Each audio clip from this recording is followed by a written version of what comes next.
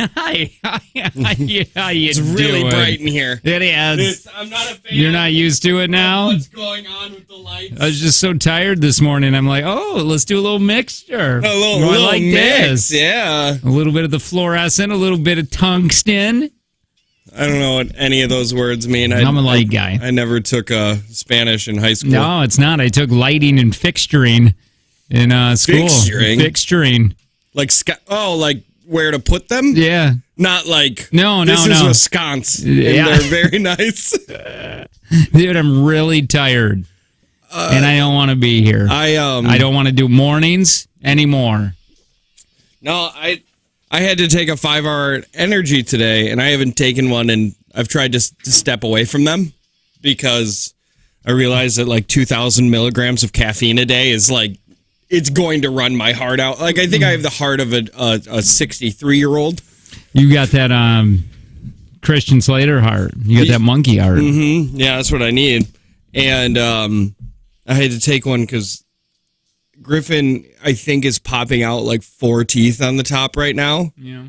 And he can't do anything without screaming. I'd almost rather do what you're doing, though, man. I'd rather almost have no sleep and then come in here instead of the mediocre. You either need the right amount or you need to not have any, so you're just out of it. Yeah, that could I mean, it's going to be a terrible drive home for you. Oh, yeah. I mean, you're going to be a hazard. I was able to sleep from 9 to 10, and then he started screaming.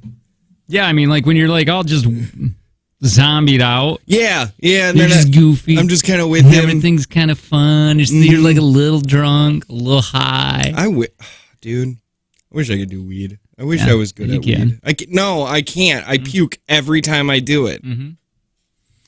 Yeah, no, I want to drink. It's the only thing that keeps me happy anymore.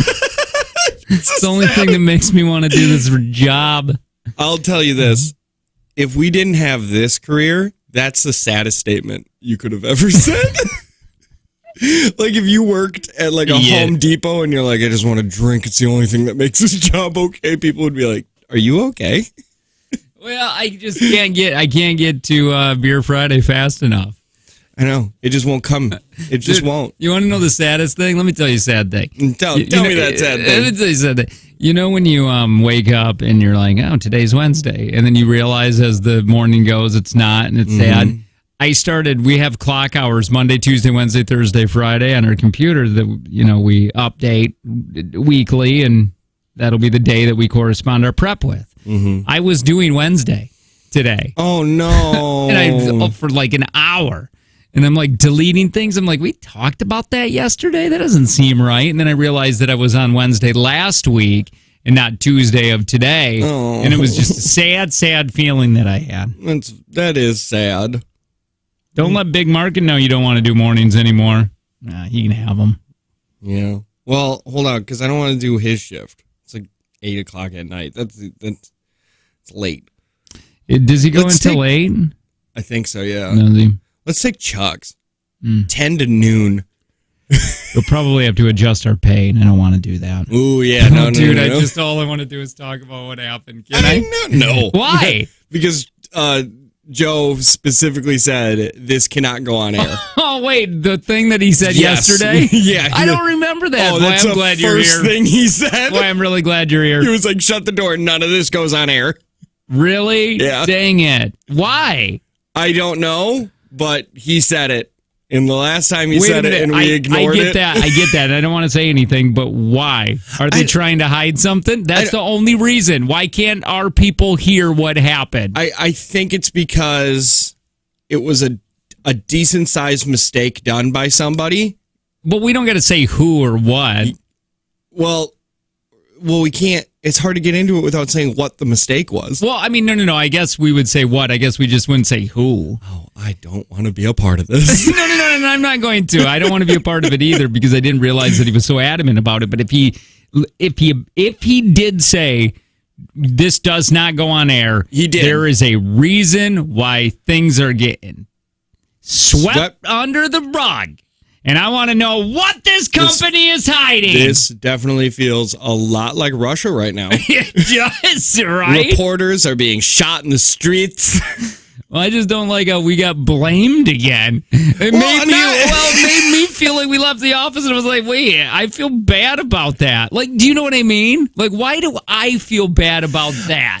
I was talking about that yesterday with my wife, and I was like, there's no reason that Jake and I should feel bad because it's nothing, and nobody should be mad at us because all of these people should know we have zero control over that. Right.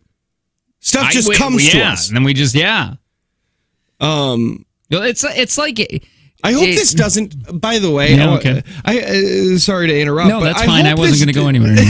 I was just going to make sounds. I was going to sing you a tune that I thought I liked. Yeah, it wouldn't have mattered. I hope this doesn't turn it to where they stop coming to us because they feel bad. Who? People. This? Like, stop bringing these opportunities to us because they've been pressured from other people. I could see that. Don't you dare. I could see that. I know. I could me see too. The main one that we were talking to yesterday going, let's skip over them because we don't want to get people. Yeah, well. Yeah. That's what I thought. Now, what's that tune that you like? Well, it goes like this. Doo-doo pow. I think there's a real jumping point. Yeah. Okay, now I'm on board. Before I was like, I think this sucks. But like, right when that happened, I'm in. Yeah, that's a weird one, though. That's a weird one to feel bad. Anyway, trying to say things without saying things is a very tough thing to do. Mm-hmm. But boy, would I want to know what they're hiding. Me too. Wait. Yeah. I want to know what they're hiding that we don't know about. That's what I mean. Like the government. Right? God, there was something else that I was going to say. I was going to go on with something else that happened here. What else happened here? I don't know. Something. Was it that weird quiche? Oh, no. On the counter yesterday? Yeah, that was a weird ham bean cheese quiche. Yeah, I mean, I'm sure it was good, but like, it's just stuff you never see on free tables. No, like, I think that was the more, because there's a line on that table. It's an imaginary line. The one line is free, the other one is share. And that left side is share. Yeah. So they had is it a quiche? I think it was. Someone made a quiche, but there was no plates or silverware, so you had to just take your hand and just rip a piece of the pie out. Yep, and it was just it's just like cheese and like vegetables and egg, and you were just supposed to carry it in your hand. You were like, did you see? I walk by and you're like, you see this? And I go, what's this? And I walk in there and I just shake my head. I'm like, this company, man. Everybody's so willing to share because it's like that somebody sat at home. I don't know who made it, but somebody sat at home and they're like, I'm going to make quiche for work tomorrow. Gary says everybody loves quiche, and when you eat it, it makes sounds like that. And it's like, it was the first... I'm going to make quiche tomorrow. The first week that I started here... Who the hell was sitting back, man, at their house and go, you know what people need at work tomorrow? You know we don't see enough of in the break room? Egg-based meals. It's just I need to know. I need to know who made the quiche. I want to know the thought process. There's two things. I need to know who drank the Mimis. The Chi-Chis. The Chi-Chis. And I need to know who... I believe it's probably one and the same. I think whoever sat here and drank 15 Chi-Chis on their own also got home and was like, I'm going to make quiche. By the way, that was another thing that we got blamed for. And still people, even though we told the truth, people are like, no, you guys drank it. Yeah.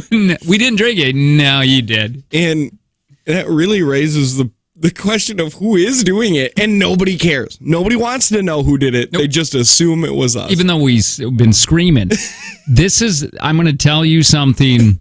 If this would have taken place, this is one of those things in the moment for on air would have been terrific. Yeah. But off air would have been terrible. And we look back at it now going, I'm glad that didn't happen. So when the Chi-Chi thing happened, all of our beer in our area that we keep our Beer Friday from, we don't buy it. Listeners and bought it. sponsors. Dalton Palooza bought it, you know? And we put it in an area, it got taken. And we were going to do Thirsty Thursdays, I think. Yeah, there was a reason why No, I'm sorry. It was Friday, but it wasn't sponsored yet. Oh, yeah. That's right. Yeah. So we came in and we've been doing Beer Fridays since the beginning of radio. Yeah. We invented drinking and beer. Way before it was ever sponsored. Right, and it got taken away because the Chi-Chi thing happened. And, which, by the way, wasn't us. So we come in here and we're going to grab our, beer for Beer Friday just to have a good time. And it was in Joe's office. We knew it was in Joe's office because we looked everywhere for it. Joe's office was locked. Yep. Tanner and I were like, hey, dude, should we try breaking into that office and grab the beer and we'll tell the story of them? Because we were adamant about somebody took the beer and we were talking about this on the radio. We were thinking about just like taking a card, sliding it into the door, not knowing if it would work, by the way, but just sliding in there, popping it open and grabbing the beer. Oh my God. That would have been a suspension for sure. For sure. That would have been a suspension. Oh, because I didn't realize, I guess, how big of a deal the Chi-Chi's things was. We didn't know anything about the Chi-Chi thing. We didn't know anything about that. The only thing we knew is that somebody did it and we had already said no. And then we didn't know that we weren't allowed to have Beer Fridays anymore. Which, by the way, we absolutely can have beer. If you're just jumping in, we're having Beer Fridays. We can do that. It's sponsored now. But the problem was there wasn't communication. So there was things like, wait a minute, you guys are just drinking on Fridays. But the reason we got Beer Friday was in this whole because we started drinking on Fridays, just doing it. And nobody told us not to. I wonder why we started doing that. I know why. Because they did Beer Fridays here, but our hours consisted of us not being around the building, so we couldn't have beer with people. Yeah, so on Fridays they roll around a beer cart around 5 around here, and people just sit and have a beer before they leave for the weekend. Right. And we were jealous that we couldn't have one because we're not sticking around till 5, so it's like, well, we'll have beer when we want. And then we ended up getting it sponsored. Yep, we bullied Corks and Caps into sponsoring us. And by the way, out of all of the things that we do, Beer Friday is the biggest one that people want to be a part of. There's a line. There's a line after Andrea to do this. Yeah.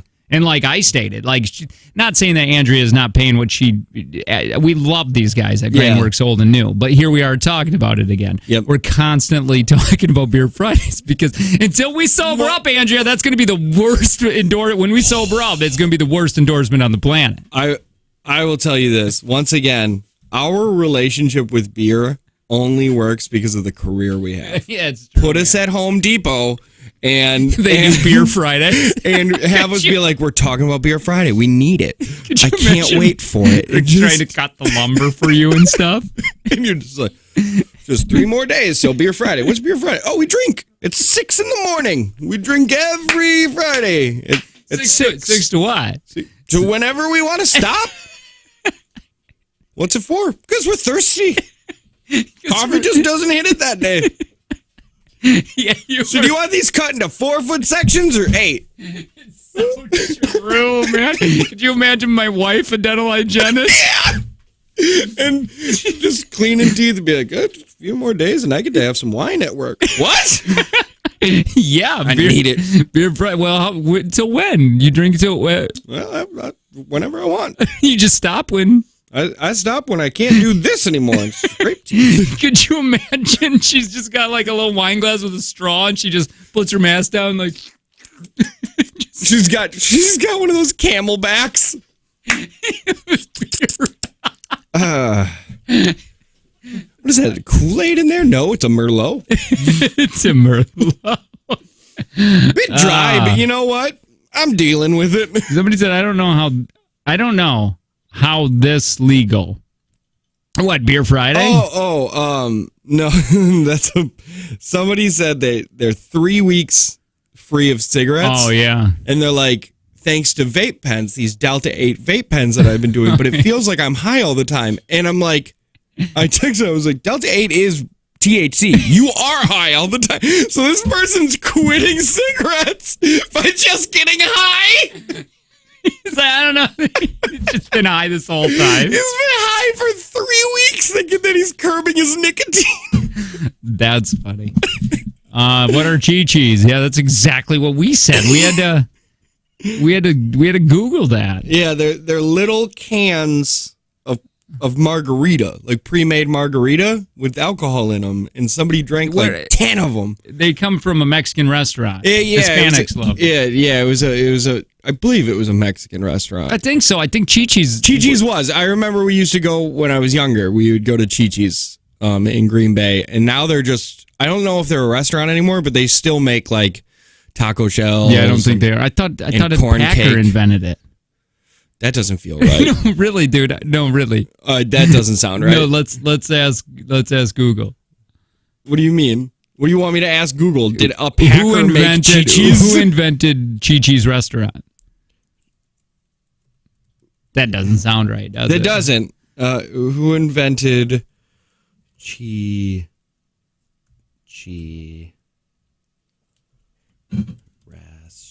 I'm so tired. Not a Packer. Are you sure? Yeah.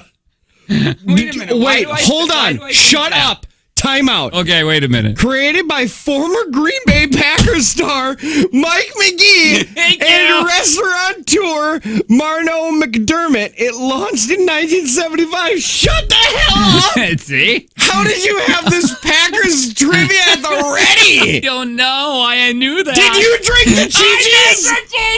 Did you drink the Chi-Chi's? It doesn't look good for me, does it? I know too much about Chi-Chi's. How did you know?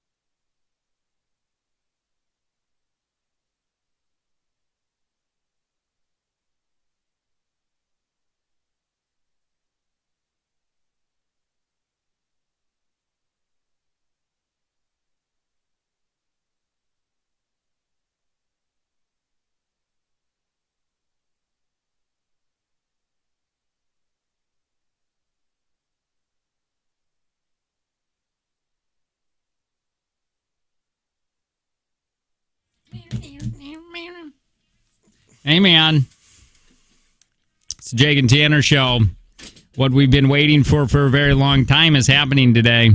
Oh, yeah. Amber Heard's taking stand. It's going to probably, you're going to get a new, nobody believes her. She's like a complete liar, but it is going to be interesting to hear the negative on Johnny. Prosecution always goes first, right? Yeah, I don't know how that works. It's like the red checkers. Yeah, well, I don't know who's going to be, like, is her lawyers going to be examining her first or like questioning her first and then I don't know how the prosecution, or does prosecution always go first? I can't remember, but either way, Johnny Depp's lawyers are going to eat her alive. I mean, again, Johnny likes dangerous. He's a naughty boy. He is. Well, just to like sit on his mental state, he cut his finger and then wrote messages on the wall in blood. I mean, so he's a nutbag. He's crazy. But I really, really don't believe that. I mean, like that one. Yeah, this one lawyer. He's got a guy up there, and her lawyer's like. So when he had that cast on, he was grabbing her hair and taking his cast and punching her in the face with it. And he's like, "No, I didn't see any of that." You know, and but I mean, I don't see him as a woman beater. Yeah. And the way he said it was perfect. When he said, "Now just suddenly in my 50s I do this." Yeah. Like I've had no past experience with this. Yeah, but didn't he lose that trial in UK? Same with that was Amber Heard though. Oh, it was still with Amber Heard. I still like his doorman. That was like, so Johnny Depp was urinating in the foyer, and he's like, no. He's like, yeah, but he had his penis out. He's like, I think I'd remember seeing Johnny Depp's penis. And then Johnny, like, there's a lawyer, a real life lawyer on TikTok that goes through this. Yeah, and they'll say that the way Johnny will respond when he's hearing things. You're supposed to keep a poker face, and you're not supposed to show any emotion. But when he's like does these things with his face and will laugh a little bit, you go, it really works. If the jury is watching him, it works for him. It works great for him because he gets to testify without testifying up there, realizing how bonkers it is. Yep. Again, Johnny's an actor. He's probably putting that on. He's been doing it for a little bit. He probably has put that on. I mean, to be honest, he's probably over-exaggerating his facial expressions. But he won the public opinion. He rolls up. It was like that yesterday where I was showing you that video. Amber Heard leaves the court, and there's people like, why don't you go poop on another bed, bitch? Like that. Like, that's what, dude, that's what she's going to go out remembered as. The crazy woman who pooped on a bed. Yes. Even if she didn't. And it sucks that her name rhymes with turd. I know. The Amber Turd. And then Johnny leaves the courtroom and people are cheering. Like he's the Beatles. For Johnny. Yeah. He's leaving like he's the flipping Beatles. It's great. It's wild. Like that's it's just so, you know, here's the thing, man. People like, this is driving me nuts. People like hearing this and how crazy this is, right? Mm-hmm. But then when we give you a real life person, not a celebrity, that goes by the name of Wrench, people hated it. Wrench is everything you don't want your life to be. Yes. Is Wrench. Yes. Wrench is insane. He just Colton just called me yesterday and he's like, you guys were talking about Wrench, so I jumped on that YouTube and he's like, I'm supposed to get work done and all I can do is watch Wrench. Maybe that's a radio thing. Maybe radio people like Wrench a little more. Well, yeah, because we like confrontation more. Right. Like we love watching people that are insane. Yeah. There's nothing more interesting than talking to somebody who's in a life that we're not. Yeah. Like when we find an ex-meth addict and it's like, oh, I just want to talk to you forever. Or like the one girl who said that if she didn't have a family, she would go right back to doing heroin. Yeah, wait, who was that? She was a listener, and she was like, I did heroin with Mike Jones, the rapper, and I was like, I want to talk to you the rest of the night. Who's Mike Jones? He is he the one that does the magic? Oh, the one that's like, hey, why you gotta be so rude? Nope, that was the band Magic. Oh, well, that's not the title of that song? No, the title of that song is Rude. Oh, I'm terrible at this. I'm just terrible. But yeah, he was like a rapper in the early 2000s, and he would be like, Mike Jones! And that's just kind of what he would I don't do. remember. I was too busy getting laid. Yeah, probably. Not me. No, me, it was just me and Mike Jones, man. Me and Mike Jones. And she was, Mike Jones and Lord of the Rings. But yeah, we want to talk to people who have their lives just absolutely in a train wreck. It's why Johnny Depp's trial is so fascinating. Yeah. Because not only it's so fun when they name drop and you're like, well, that's not my life. They get to hang out. He's getting high with Elton John. Yeah, like, wait a minute. You're reading text between him and Elton John? It's crazy. But it's just interesting to hear the stories. And because, again, those people get to work for 4 months and then have 8 months off to just do drugs in their beautiful. He has an island. Yeah. Like, he gets to go do drugs on an island. Think about that. Some people do drugs in a dirty alley. And we look at them like they're dirt people. And Johnny Depp gets to fly to a private island and do the same drugs. Could you, those are the Johnny and Amber would be the couple that could be coming over for game night. This will be fun. What couples do you not want to come over for game night? For sure, them. Because they would always argue. Like they would be playing like a team game, those two, and then they'd be like, Johnny, why'd you do that? Yeah, why would you play that? Why are you an effing idiot? You're just washed up. Yeah. You're fat and old. And you're just standing there drinking your wine like, oh boy. Machine Gun Kelly and Megan Fox would be terrible for game night. There was a dude on TikTok that was like, can we just cancel people that we all agree suck? Yeah. And he put Machine Gun Kelly on there. He's like, I don't think he has any genuine fans, like people that really like him. Like, yeah, you like some things he does, but why do we keep giving him money? I think Gen Zs really like him. Or whoever's younger than Gen Z, maybe. Yeah, I don't know. I think younger Gen Zs probably do like him. Because I don't think, because younger than Gen Z is Piper. And she doesn't know. Yeah, you're right. Maybe it's Gen Z's. Yeah. I don't know. The dude's got catchy music, though. He does. His music is catchy, but I just don't like him as a human. Yeah. Anybody that Chris Pratt's dating, I couldn't stand for game night, because then he would get all religious-y for a second. Yeah. Talk about how marriage is between one man and one woman. Dude, Bieber would be dope. I would love him and Haley to come over and play some game night. Yeah, that would be fun. I'm gonna do this. You know who else would be fun? Leonardo DiCaprio and any model that he's dating, because you know that she doesn't have any kind of strong opinions about anything, because otherwise she wouldn't be with him. Yeah, you're right. But she would be so annoying to hear talk, because she would have no. Yeah, but she would just be in a bikini. But Leo would shut that down. Leo would just be like, hey, shh. And then she would just be talkie. Sorry. Do you know who would be also the worst on game night? Will and Jada. Oh. Could you imagine? You're like, Jada, that wasn't your turn. Keep my wife's name. Ah, jeez. Yeah, you just get slapped.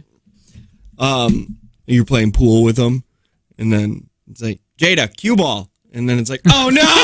No, I meant the line! Stop it, Will! What about Harrison Ford and yes, I want them over. Yeah, I don't care who it is. He would be so great. What's going on? Oh, who's that? I don't know. He was just staring in here like we were. What'd he do? You just did staring in here. And then what'd he do? And he went like this. Like, can he hear us? I don't know. He scared me. Do you know who he is? No, I know he's been here. He works here, I believe. Okay. And then he went. Yeah. What does that mean? Either maybe he's pretty new. Maybe he doesn't know how loud we get in the morning. Well, he needs to mind his business. Mm-hmm.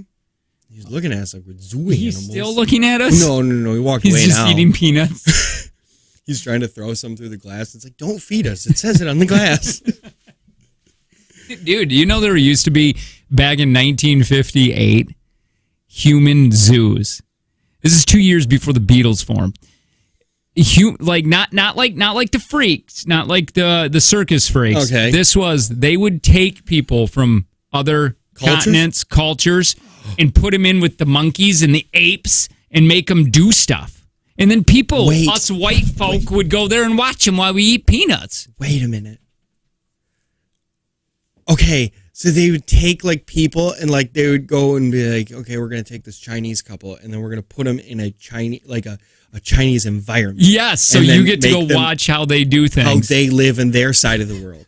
I mean, to be honest, is it that much different than an actual zoo?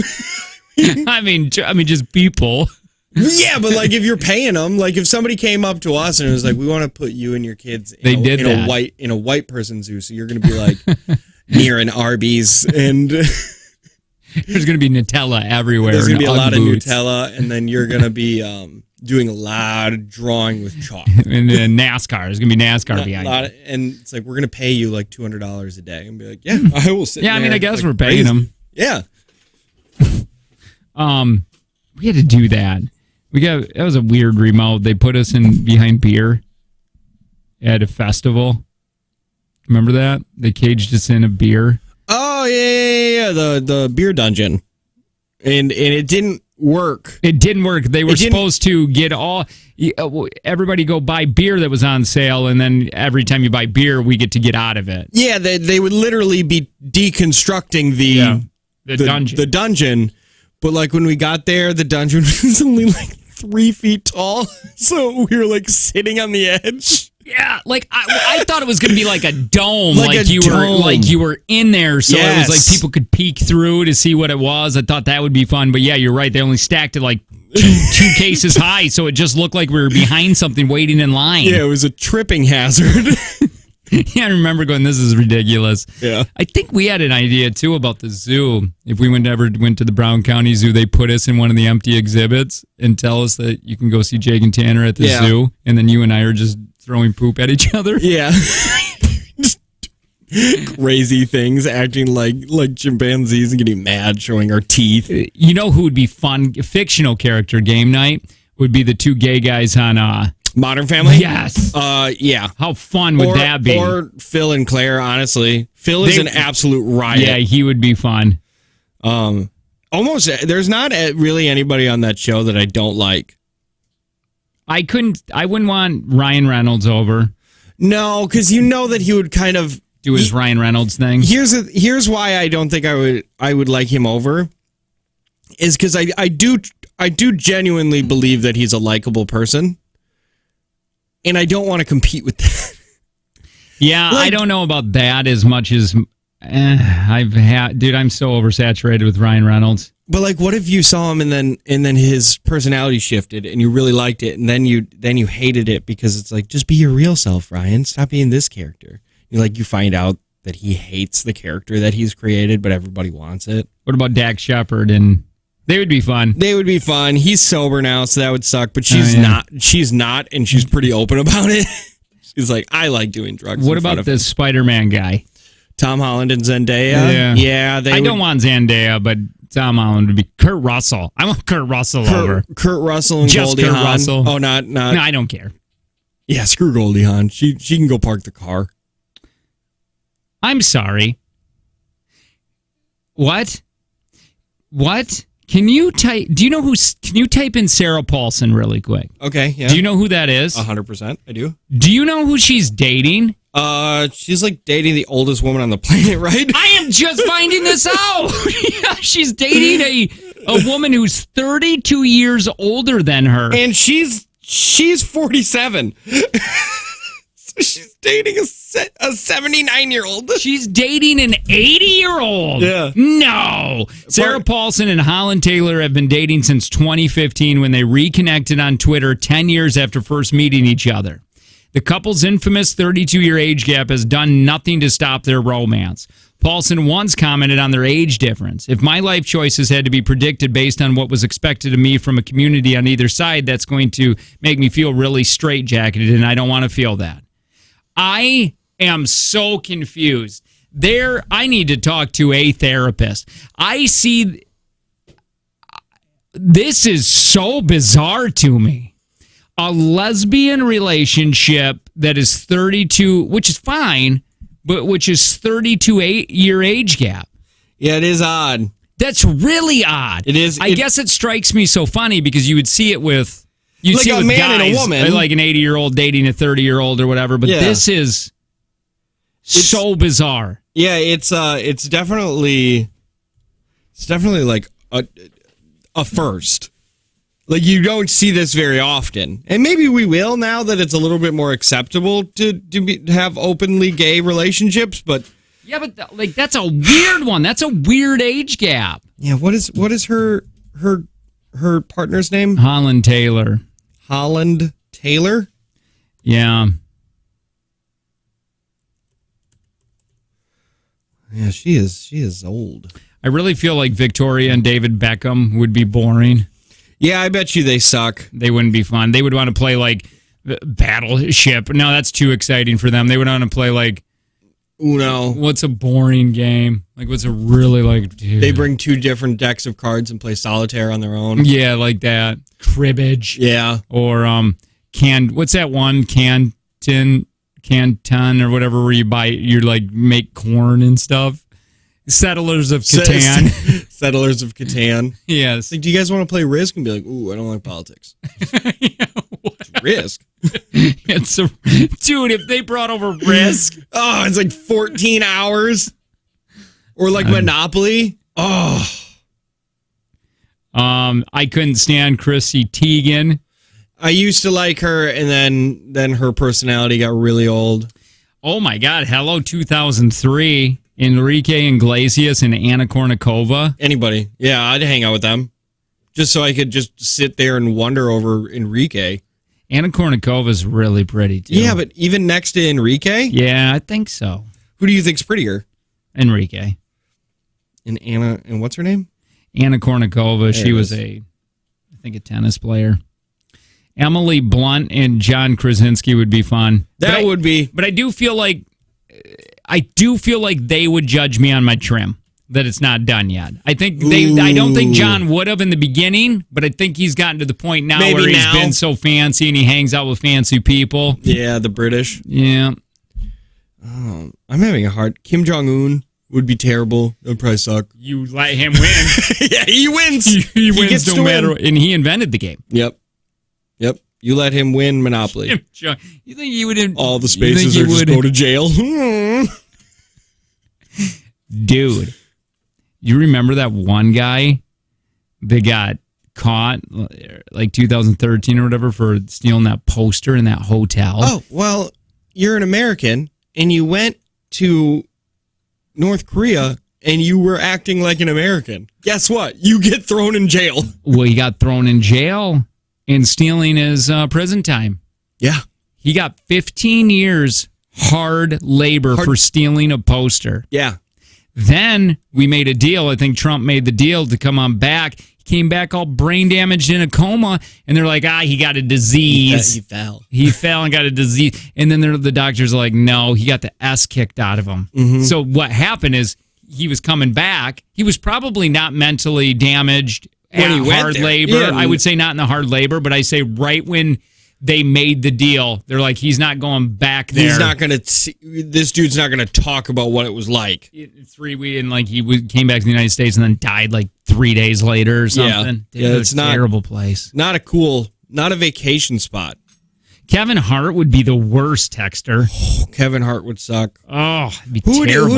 Would he bring his wife that he cheats on, or would he bring The Rock? Probably.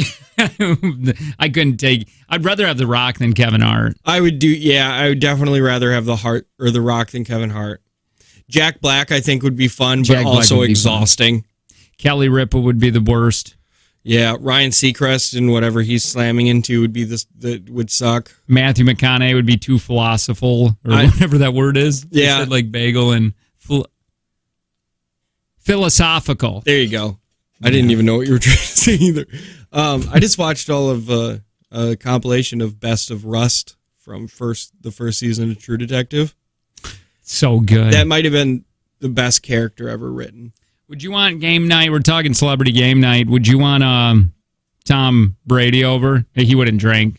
Oh, I guess Tom Brady used to be a big drinker. Oh, really? Like, and he meant Giselle? Yeah. I think once he started to get older, he was like, if I want to keep playing this game, I got to quit partying. You think? Well, he partied the last time he won the Super Bowl. Remember, he was just absolutely tanked, and him and Gronkowski were throwing the trophy in the waters of. Oh, and then that one woman was complaining. She got so mad. It's like, my grandpa made that or something. Shut up. Just quit. They're in Florida. They're gonna act like people from Florida. And it doesn't matter. It's a flipping trophy. It's not real. I get it if it was a baby. Yeah. You know what I mean? They're throwing somebody's baby back and forth on a boat. But either way, it's Tom Brady's. It would probably be like a perfect spiral. My God, do you see how far that baby flew? Seth Rogen. Tight little spiral on that baby. No, You terrible. think you would judge me for my trim? No, but I just don't want to smell weed in my house for 7 days. Lance Bass and whoever that dude is, he's banging. Yes. Lance Bass would be I'm the buying a piano too. Yeah. Lance Bass would be great. Jason Momoa. No, I don't know enough about him. Yeah.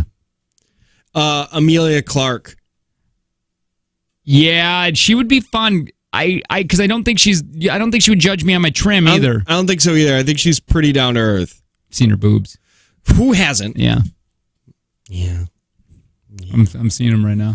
Me too. But what about Bill Murray? Dang it, I forgot him. They're pretty much the same. I mean, round Boobs. 3. Yeah. 3 nips. Yeah. I don't like Bill Murray. That would suck. I think he would probably be exhausting. Steve Carell. Exhausting. Fun, but exhausting. I think at the end of the day, you'd be like, I got to take at least a few weeks before I see them again. Who's the dude that who is the you might not know anything about this. George Costanza of Seinfeld? Yep. He was created out of who is the Larry David? Larry David. You know Larry David? Yeah. That would suck. Somebody was behind him in line. Did you see that? I saw it. It was so Larry David. It was just Larry David being Larry David. It's Go ahead like and explain it. what it was the guy was Larry David was buying, was it popcorn? It was something. He was buying popcorn or something. And it was $11. And then Larry David's like, why 11? Why make it 2 bills? Just make it 10. Just make it $10. Do you really need it to be? I hand you a 20. And now I've got all of these loose bills. He wasn't complaining that it was $11. He was complaining that he's got loose bills now. That he's got loose bills. And the podcaster was talking about, he's like, it was just Larry David. Everything he's ever written on Seinfeld and Curb Your Enthusiasm, he actually lives his life that way. Finish this up. George Clooney? Yes. That would be fun. Yes, because he is the only celebrity I know of that has given his poor friends money. And I want to somehow... Dude, he would be like this. I'm going to fix this trim up for you right now. I got a guy that can come over and do this and be like, yeah, I can't afford your guy. Yeah, right. He's like, I'd buy it. Hopefully. Thank you. And then this is the best one, Rooster McConaughey. Rooster would be the best. Rooster would be a lot of fun. Good luck getting him out of your house, though. Yeah, he's there for months. He's a squatter. He's that guy that you party on Friday night and then they think you're hanging out Saturday, too. I have such a problem with those guys, though. How can they be so successful and then the one brother's not? And even Matthew was on Howard Stern, and Howard's like, so all of your brothers are, I don't know how many he has, maybe just 2 other ones. He's like, they're all financially well, right? And he's like, oh, well, yeah. He's like, Rooster financially, absolutely. He's got a millionaire. Yeah, he's a millionaire over and over again. He's like, but my other brother's not at all. He's like, he's just not. And he goes, does he ever ask, do you ever help him out? He's like, no, we're not that type of family. And that drives me, that's bonkers to me. Yeah. Well, do you think, okay, Jake. Okay, Jake. I'm listening. Okay. Uh-huh. What if Jody won the lottery? Yeah, maybe. 500 million. She's not giving me any. You don't think that she'd help you? Now flip it over. You win 500 million. You helping Jody out? Yeah. Probably. This is what I think. I think you'd help Jody out if she doesn't ask. But I can almost guarantee that if you won the lottery, Jody is blowing up your phone the next day. Maybe. I'm sure there's tons of people coming out of the woodwork. Oh yeah. Thanks. Now I'm looking up Amelia Clark's boobs, you guys. We are too. Here in a minute. Yeah, it's my background. We got to go. It's the Jake and Tanner show. It's my background.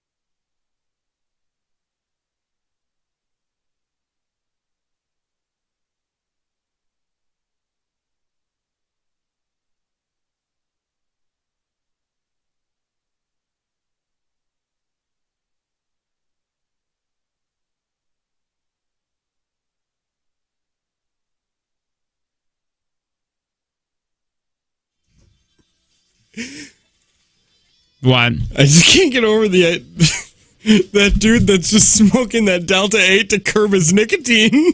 You didn't realize that it was just marijuana? Yeah, he didn't realize that it was THC, so he's like, I think I might be high all day. And be like, you are. Okay, we got to keep this one short. Oh, yeah. Or we don't. Whatever. It don't matter. I don't know. It's the Jake and Tanner show. Dude. Dude? A 47-year-old guy in England, okay? He had he had some infection down in his bathing suit area. This was years ago in 2010. It fell off. It literally fell off. Oh, my God. That's what Pastor told me would happen if I touched it too many times. Is that what he did? Yeah, I don't know, man. And then modern science came along and said, hey, we can build you a new one. And they did it off his forearm. The whole For forearm? 6 years. He had dude, you can look at pictures, but they got it blurred out and it's driving me bonkers. I want to see what it looks like. Okay, hold on. Show me the penis. Hold on. What do I type in? Just penis arm. Arm penis? Arm penis. Arm. Don't do penis arm. There it is. Is it blurred? Oh, God, wait a minute. Time out. Well, hold on. I'm now understanding what you said. I thought they took a piece of his arm and they've grown a penis elsewhere. No. They're growing a penis on his arm like a skin tag. For 6 years. And then he was supposed to get it done in 2020, but COVID hit. And he's like, oh, man. They're like, we're going to wait on that to reattach it. Yeah, dude, are you seeing it? I want to see it without the blurred. I know. I want to know like if it's real. And then they surgically remove it from the arm, and then they put it on to the bathing suit, the erogenous zone. Do you think he was like, when they're making it, it's like, oh man, it's been a long time, but I'm pretty sure it was about 12 inches. If I'm remembering correct, it was at least that. Yeah, it was at least that. You know what he's got to do, dude? He's got to pump it up when he wants to use it. Like Reebok pumps, baby. Like, but not like arm floaties where you got to like push that thing into it. You got to pinch it. Honey, you got to pinch it so it opens a little bit. No, I'll just do it. He can. He can. It can't feel. There's probably still nerves in it. Probably can't feel the same. Wait, did he keep his bees? No, that's where the pump is. Yeah, but so is he growing the whole package on his arm? Yeah, well, inside the new peen is a implant. This is has a saline reservoir, a cylinder that runs along the length of it, and a pump.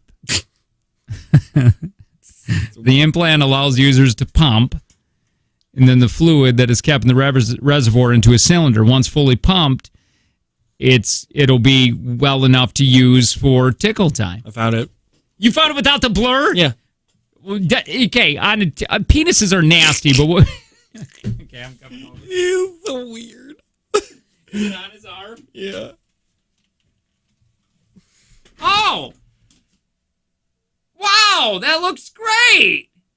I mean, I want to see the... Oh, wow! That looks... it's so weird looking. Could you imagine you're just cooking dinner for your family and you got a penis that's just flopping like, in the wind on your arm? You go to like a dinner or something like that. You reach for something. Falls in there. It comes up and it falls in the soup. It's like, oh no, I dipped it in the mashed potatoes. Again? Can't ever roll your sleeves up. That looks great, though. It does. Oh, he put it on his face. What do you mean he put it on his face? At the end, he put it on his face to show the size. I mean, it's his. You think he's... 100% he has. Tell me that if yours wasn't there for a day, you're putting it near your face. Can he feel it? I don't know. Or is it just like a skin tag? I mean, can you feel, like, does it have feeling in it? Wait, can you play the audio? I don't know what the audio is. Oh, I just want to know if he's talking about it. Yeah, maybe. I want to hear it flap. That's a fun thing. Okay, here we go.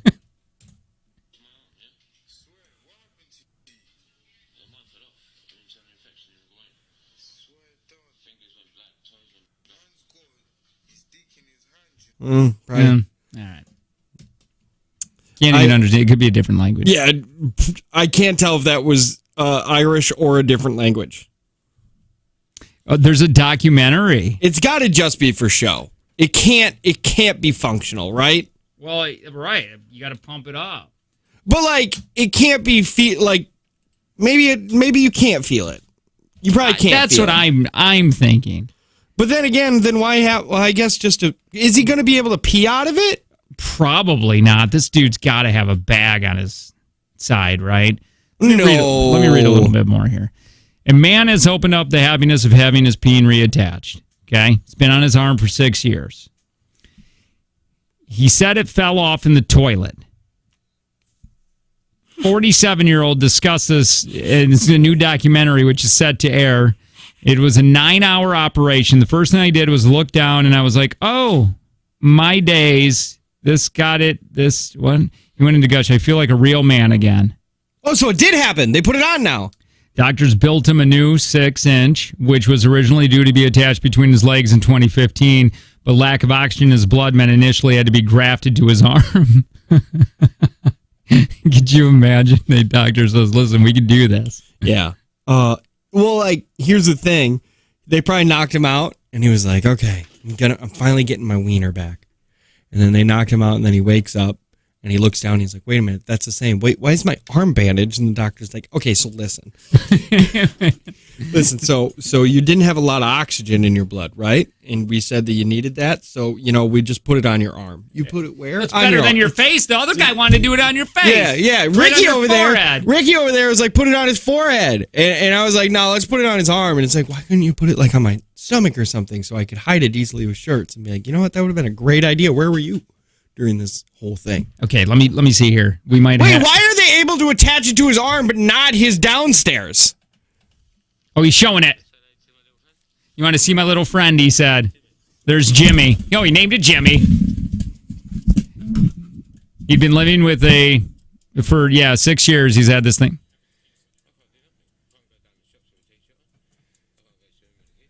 I can't go swimming with the kids.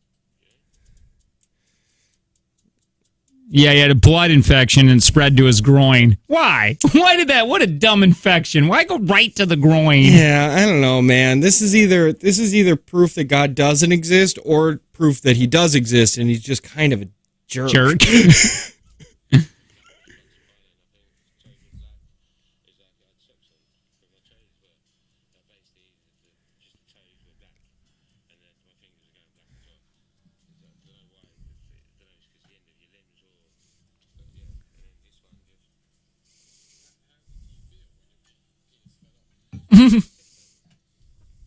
That's when automatically this guy thought, my peen fell off into the toilet. The first thing that would go through my head would be fear. He says, can't have sex no more. Oh, dang it. Dang it. Darn, no more tickle times. I don't know, he's missing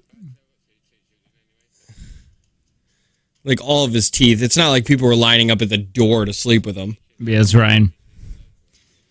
What he means is he can't. It's not anything to do with he can't have sex anymore with anybody. Yeah. It's just saying he can't do that with himself anymore, I would think. Yeah. You know what's crazy about Scottish people? Is that what he is? I think so. Because was British. That's British, Yeah. Dad? Oh, God, he sounds terrible. But this guy has such a thick accent. He's speaking English. It's not like he's not speaking the same language we are.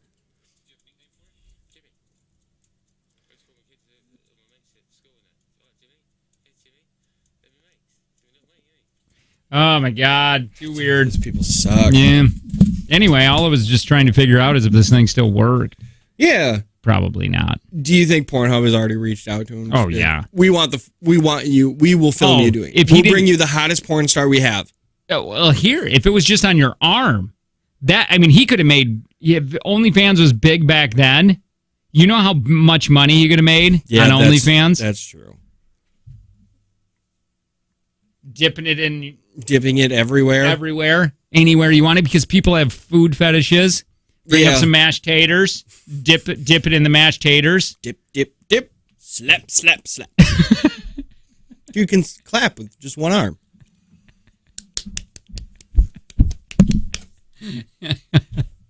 Can't ride a bike. Jake and Tanner show.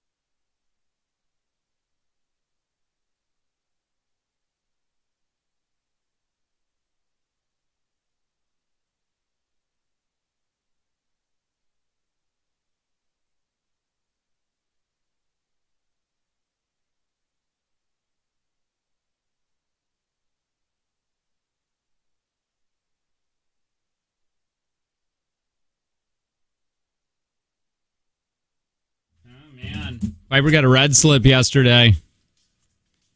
Is that a detention slip or No, like a little bad slip? Well, I even asked her, and I go, "What is it?" She's like, "I'm not sure because I don't get them." She's so open. Like me, I would have been so nervous about going home to tell my parents that I got a red slip because I had they were called demerits. Maybe that's what it is. And again, I don't even know I never had red slips. They were just detention slips. Saturday. Yeah, we had demerits in middle school where it was like if you got 3 demerit or like, and then like it was almost like tickets. Yeah. And like this is only worth 1 demerit. If you get 3, you have a detention after school. Which, by the way, Saturday school, I don't know if they still do it, but if they do, it should be illegal. And I've bitched about that before because, man, the last thing I want to do as a parent, if you lived 15 minutes away. And they would do 30-minute Saturday schools. So it would be, you had to be there 8 o'clock. like your parents do. They would drive there and then sit in the parking lot for a half hour, wait for you to get out and then come in. Sometimes there were hours. So if you had an hour, then it's like, okay, well, that's a half hour to drive. What do you do? Yeah. You know, some were two. The most you could do is 4 hours. And they wouldn't let you couldn't put your head, you were at the cafeteria tables and you couldn't put your head down. You just had to sit there. And you know how damaging that is probably for your back? Yeah, to just sit there and Without you had a to backrest. you had to do homework. And and if you broke your pencil, sometimes she wouldn't even let you get up. And she was like, dude, it was terrible. They used to send those demerit slips home in the mail for us. I'm sorry, I'm looking back at this and just how backwards this school, to think Saturday school did anything. Yeah. And it didn't.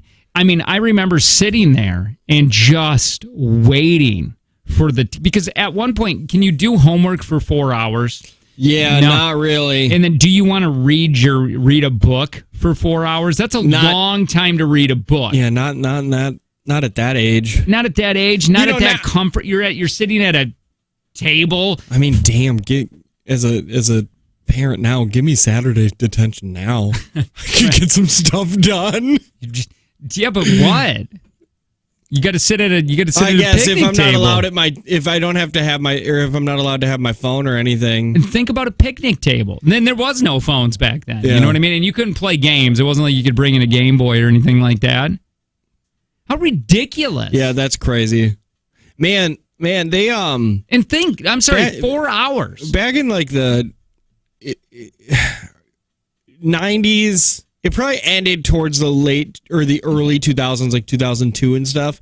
But man, did they really punish you just for being a kid? Like you were always, for being younger than 18, you were treated definitely like a second grade citizen. Like imagine what we do for our kids now is not the same. Like we had to my daughter's class is a nut-free class. Oh, those kids. Yeah, my wife feels the same way that you do, and you guys are weird. Well, I put them in a room. Yeah, they did. They put them in a room, and it's a nut-free room, but they can't just have one nut kid in there. Well, see, I don't like that I can't enjoy peanut butter because Chalky Bones over there will rash out if they smell it. Die. Wow. Die. Well, I don't want nobody to die. That's Okay. not what my wife said. But it's kind of like this. It's kind of like if my neighbor is allergic to bees. Oh, great. Now I can't enjoy a hobby that I love because your little brat kid wasn't produced right. I guess, yeah. But like, Kidding. that wasn't the bee thing. I'm kidding because but the nut thing I'm not. There was a kid with a nut allergy in my class, and they just didn't care. They were just like you can bring anything to class, and then just does that got nuts in it? Cody, get away from him. What are you doing? You want to die? Get in the corner. So let me read this. We're all having peanut butter today, Cody. Get out of here. That's how they treated kids back in the early 2000s and the late 90s. Saturday school is you know what then? Well, I don't think there should be any teachers should not at all bring treats to school then. So in my class, any treat needs to be and I don't like it. Prepackaged with the ingredients on it. It's a lot of pressure for me not to put peanuts in it. It's so much easier, but because now it's just Rice Krispie Squares. Yeah. You just go and you buy a pack of Rice Krispie Squares and you just toss that instead of having to make cupcakes or anything like that. It's pretty dope. Yeah, I don't know, man. I've never then like your half birthday. Then you said your kid thought it was her birthday all day because they sell it because same thing. My kid is a summer birthday. Yeah, she's got a summer birthday, so then they pick it out so these kids don't feel left out because they don't get to celebrate their birthday. But now my daughter's got a crown that says she's 6, and she's not 6, she's 5. Let me read this here. Saturday school is a popular form of punishment used amongst a number of different schools. This was written in 2021. So, however, many schools seem to use this punishment as a means to avoid addressing the actual problem at hand. Saturday school is given to students for a number of disciplinary actions. Okay, the one they say tardiness and unexcused absences. That's the most common. That's what yours was. Well, if you got 4 tardies, it ended up being so many hours in Saturday school because it became an unexcused absence. 4 tardies was an absence. That right here, and you'd receive 4 hours for the first offense. So For the first offense? So for many students who attend non-residential schools, parents have to find a way of transport students to school early in the morning, pick them up only a few hours later. This is a huge inconvenience for many families, especially considering the fact buses do not run on those days. If you're going to do Saturday school, You need to get transportation. Then you need to get transportation. They're required to be there at 8 a.m. and then stay there for the time. We are required to sit and complete academic work. The time a student has missed class and their status academically is not accounted for by administration when they are assigned this time. So even if a student has perfect grades and all of their assignments turned in, they still must find something to do. And they say it's supposed to be academically. It's weird because I like that first sentence. It was a deterrent to use instead of addressing the real problem. Right. And that is dumb when you throw punishments that don't reflect the action. Dude. I've been trying to do that with I read some article on parenting or something like that, and it was like, if your kid does something, don't just rip away their tablet or something like that. Like, give them a punishment that reflects what they did. So I've been trying to do cooler punishments, I guess, or like more interesting ones, but I don't know. So, it's hard. Aside from this, students are not allowed to eat, drink, sleep, or use headphones during Saturday school. And I remember this. This was happening in 1994. Same thing. 4 or even 2 hours is excruciating, whatever. A long time to sit in a room trying to find work to do. Excruciating. That's Lee. They got L-Y at the end. Excruciatingly. There you go. And I was just saying that. For 4 hours, you got to find work terrible. to do. I know from personal experience that not being able to eat or drink for 4 hours after rushing out of bed to make it on time can be extremely irritating. If anything, I believe the lack of stimulation alone is cruel and has nothing to do with the reason Saturday school is assigned. Administration is failing by not actually considering why students are receiving tardies in the first place. Yeah, that seems like an aggressive punishment for being late to class. I remember at one point I had, I think, like 48 hours of, because I would always take Saturday school. I was taking Angie to her class. I would walk her to her class, hang out with her, and then I would go to mine, and they'd give me a tardy. Well, Beale City was a rough school. It was. So you needed to make sure she got there safe. That's right. Well, dude, and then it ended up going, so I got these so many hours. It was like 30 or 40 some hours. Oh my God. Dude, how backwards was that? It's not like I wasn't okay, yeah. Why? I understand that I got to be at class to be able to pass, but if I'm like, literally the bell would ring for like 40 seconds, and I would be there like 30, 40 seconds afterwards. It's not like they were teaching anything and I got in the middle of it. People were still talking to each other and being loud. Yeah. This is my problem with schools. They just trying to align you with working at a factory. You know what I mean? Be here on time when the whistle blows. It just drives me bonkers, man. Like, that is so... Because I remember my parents being pissed that they had to drive me to Saturday school, or I would have to drive, and it would be terrible. Dude, 4 hours just sitting there? This is why ridiculous. I got back issues. I should sue the S out of that school. I wonder if I could. Why? Why? If I had major back issues right now. Because there's no way you could pinpoint that to that school. But what if I could go to a therapist in my mind, and this is why I drink so much, because I was sitting there, they made me go to that Saturday school, and I think you would have a really hard case, and it would be very hard to pinpoint your problems to that Saturday school.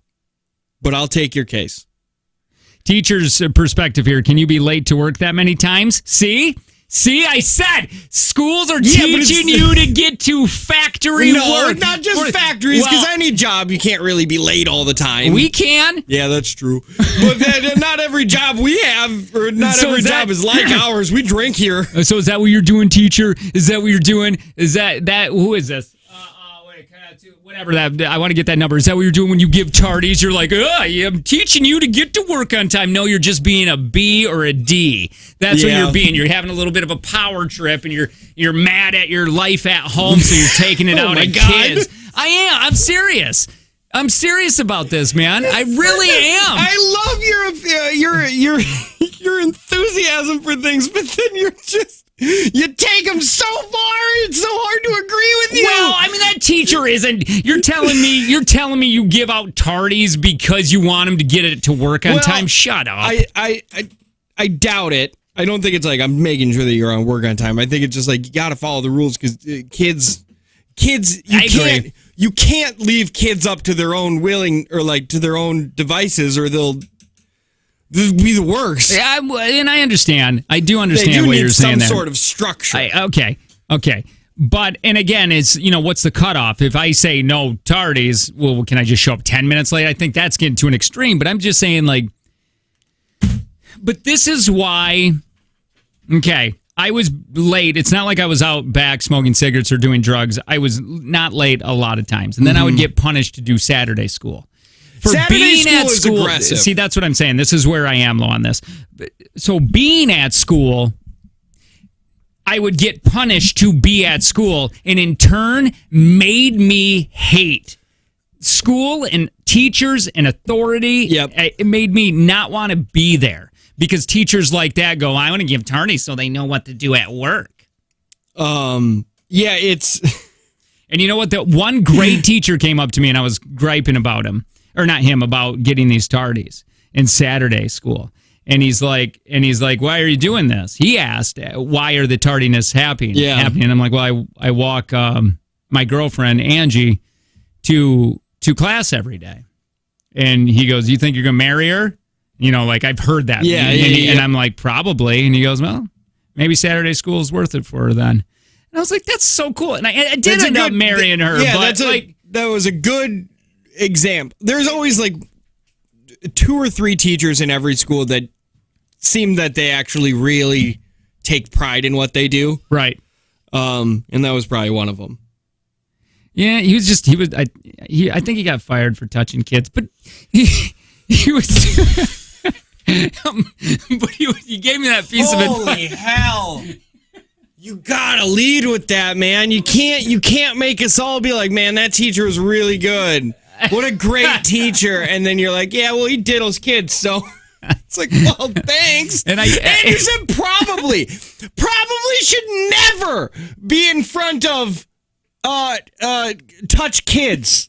I want to come back You to this. either know they did it or you don't say it. I want to come back to this. Because I think this is so backwards. I want to talk about the Saturday school and all this stuff that I'm so irritated about it. Yeah, we didn't. That wasn't even an option at our school. I think it's teacher day today, too. It's Teacher Appreciation Week, and you've said that all of them are unhappy with their home lives and their jobs are pointless. Okay, well, no. You're taking things out of context. Out of context? That was your whole sentence. We'll talk more here in a minute.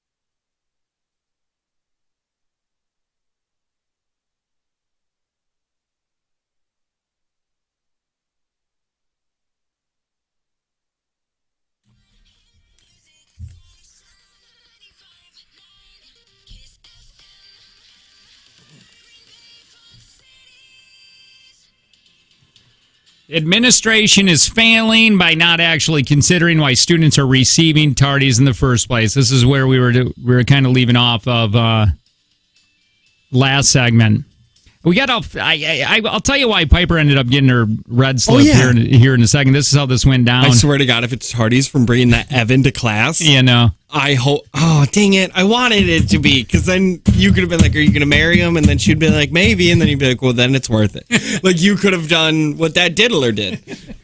And then I just got I got all worked up about Saturday schools and how pointless. I've never heard of Saturday schools outside of the Breakfast Club, and then I thought those were fake.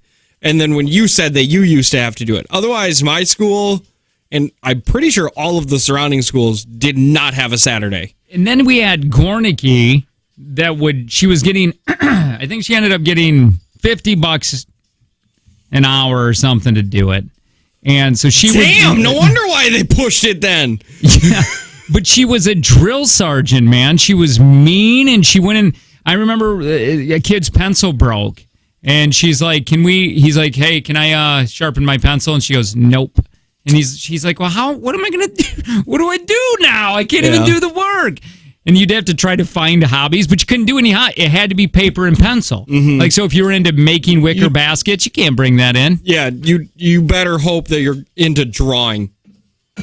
My detention was 30 minutes after school, which was a punishment because then you had to call your parents and say I couldn't get the bus. Like, I never had to take the bus, but like, yeah, that's a weird one too. Where it's like, I can't take the bus. I need somebody to pick me up.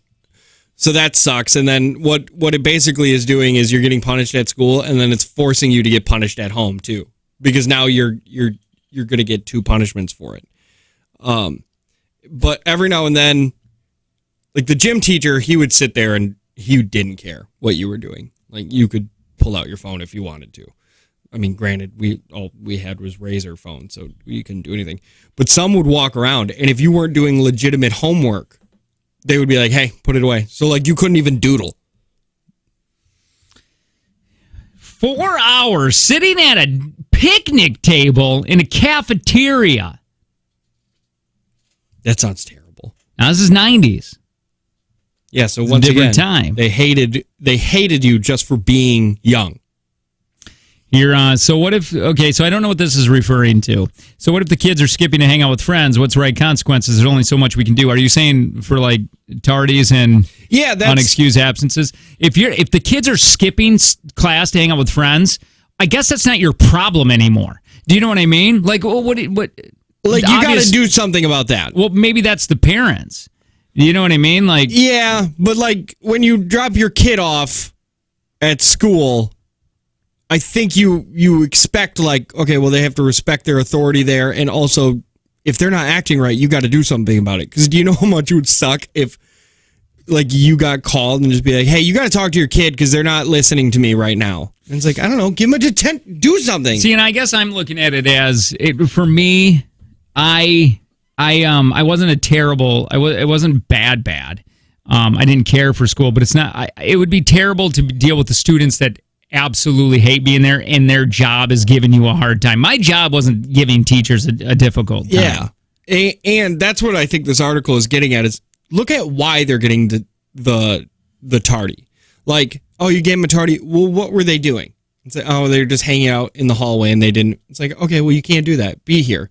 It's like, oh, well, I was in the bathroom because my last teacher said I couldn't go in between classes. That's what they always said. It's like, well, you only got like 90 seconds in between classes. Yeah, I can't remember exactly how long. It wasn't long. The amount of classes missed in these cases is insignificant in comparison to the hours students spend in Saturday school. Even being seconds late for a class can cause students to potentially be given another hour. It also does nothing to mitigate the lost teaching time, as no specific assignments are given and teachers aren't even present. Mm-hmm. Saturday school is also a large inconvenience to faculty, as the school has had to find someone in most cases. Well, this teacher was getting paid.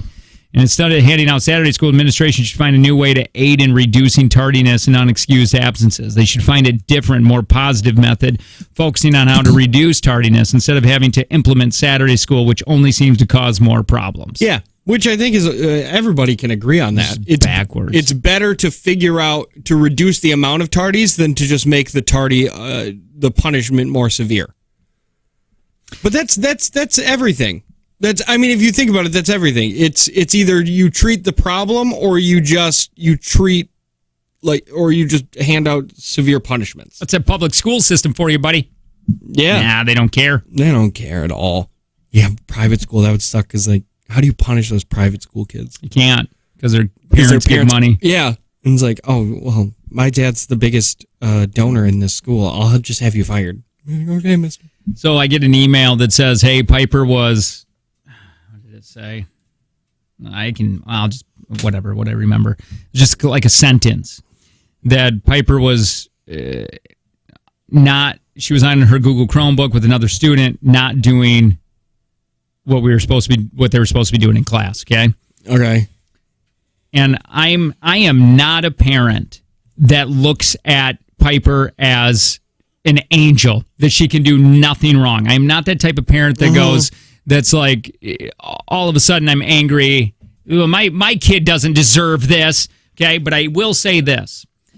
Piper does not get in trouble. She doesn't like being in trouble. She's very nervous about that. She's a very good student. Okay. Yeah. So I understand that she was doing something. She wasn't doing a class thing. She was with a friend or Googling something on that, not paying attention.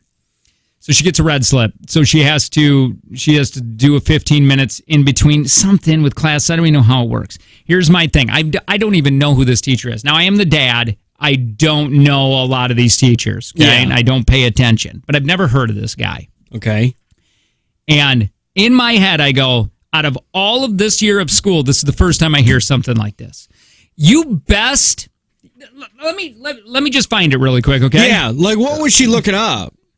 Was it like games? Were they playing games on there? Well, this is how it went. Because this is different for me. Because when I was in school, there was no Chromebook at your desk. We had to go to a computer lab, and we had to walk in a single file line. And if there was another class in there, you had to stand at the door while the teachers argued with each other. So this is good afternoon. I was writing to inform you that Piper earned a red slip in STEM 6. I don't even know what that is. I don't even know what the STEM class is. It sounds pointless. STEM? Yeah. No idea. Because she was not working with her assigned partner on their project, but was on her Chromebook looking at a non-school site. If you have any questions, please let me know.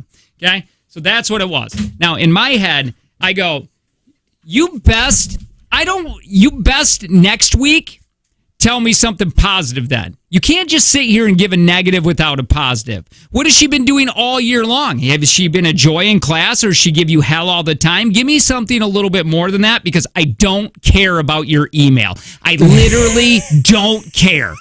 I don't. Give me something more important. Well, it sounds like that dude was in a bad mood. I want to know the site. Like, I would want to know the site. And I asked Piper that, and she goes, "This is what." She goes, "I was just with a friend, and we were doing something else."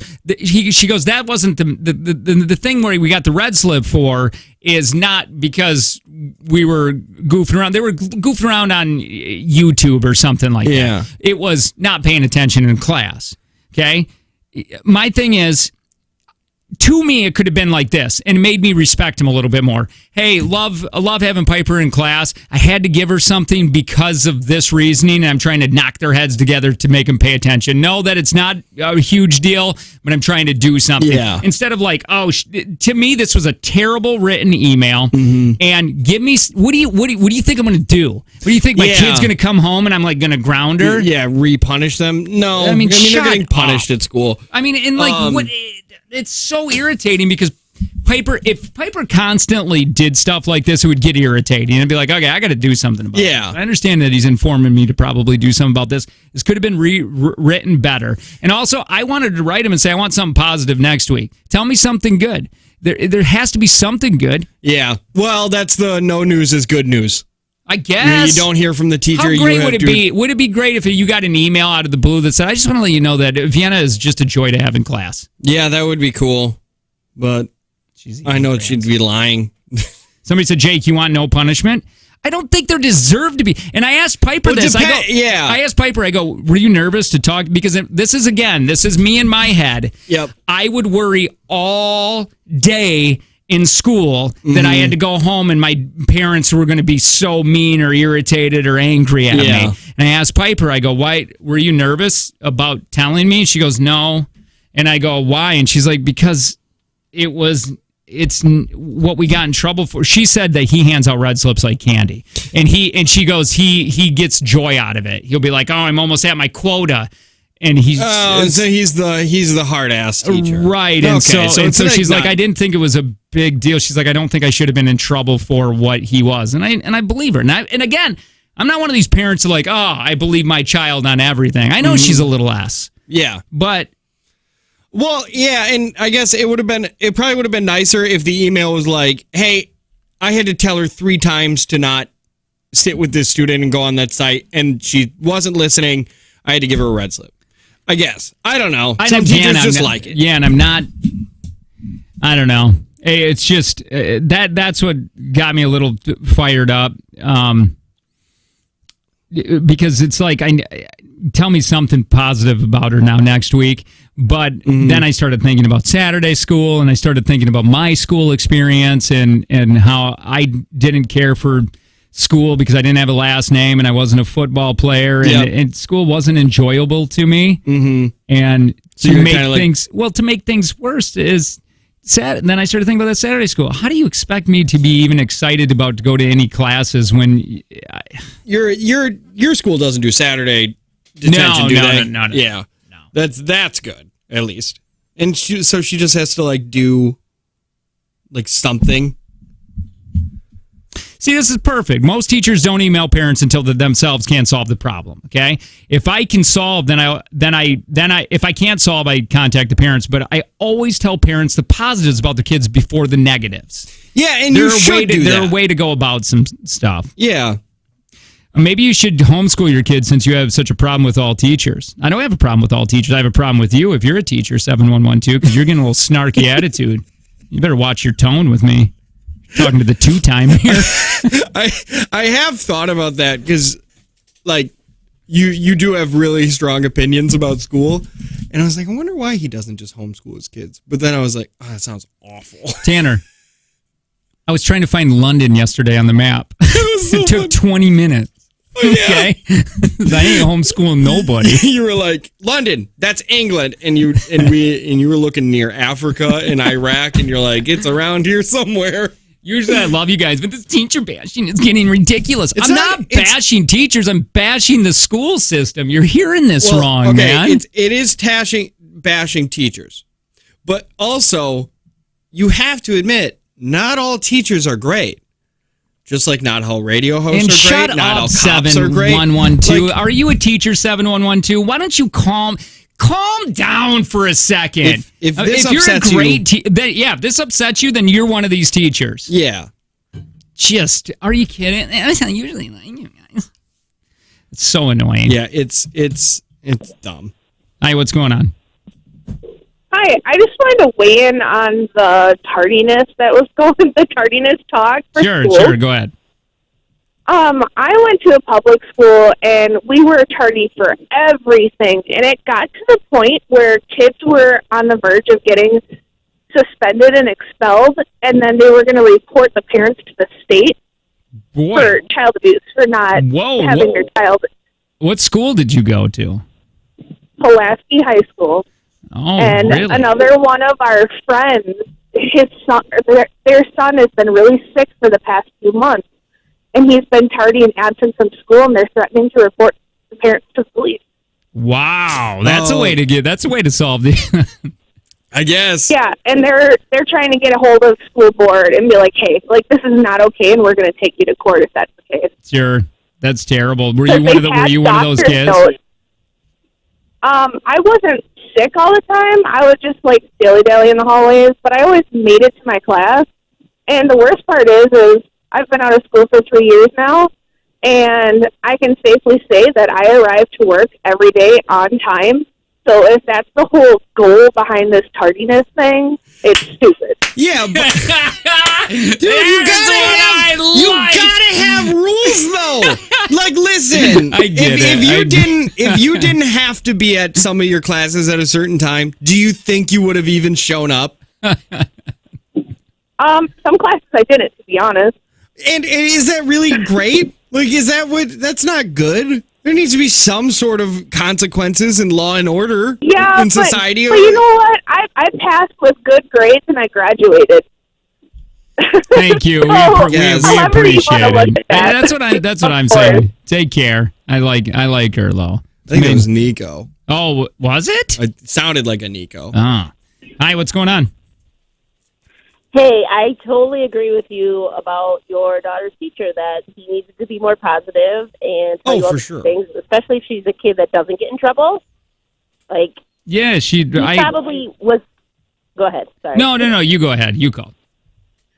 He was probably obligated to send you some sort of email about the Chromebook. His principal probably made him, but he could have gone about it a different way. And maybe it's because he's a dude. Honestly, just short the emails, He probably is short. All right. Thanks, appreciate it. Probably not handsome. He's probably an incel. I like that you just jumped on this bandwagon. Why not? Now listen, I need people to understand this. I'm not sitting here. It's Teacher Appreciation Week, baby. We appreciate good teachers. I'm not. This didn't start out with bashing teachers. 7112. And if you're hearing that, you're hearing this wrong. I was bashing my school in 1995, 96, 97 about giving Saturday schools and how ridiculous it was. And then then I got involved in what teachers were contacting and was saying about the tardiness, and that drove me nuts about like, okay, you're really not giving tardies because you want them to get to work on time. That's just not your goal, and you were reaching for that to win an argument. Yeah, it's not just it's like you got to get to work on time. It's just there needs to be there's a line. Everybody's like, yeah, but where do you draw the line? The line is somewhere. You know what I mean? And that bell is where that line is. It's like, yeah, they'd like you there a little bit earlier, but we have to draw a line of when this class needs to start. And that's where the line is. Right. You know what I mean? So if you push the line back, it's like, yeah, but it's okay to be, like 2 minutes late. And it's like, okay, no, that's a line. Now, if somebody's 2 minutes and 30 seconds, they're going to be like, dude, I'm only 30 seconds late. You know what I mean? Yeah, I hear you on there that. There has to be a line. But otherwise, also you get that wood school, and nobody knows nothing about president, or London, or London, or anything. They're out in the woods, and they're like, yeah, I know what a maple tree looks like, but if you give me any sort of math or also directions, I get very scared. You are bashing that teacher of Piper, Jake. I said that. I I was angry at that teacher because it was. But it could have been handled differently. It could be handled differently, absolutely. And stop thinking that all teachers are great. Some teachers just suck. Just because you're a teacher doesn't mean you're awesome. We've said it before about cops. We've said it before about every job.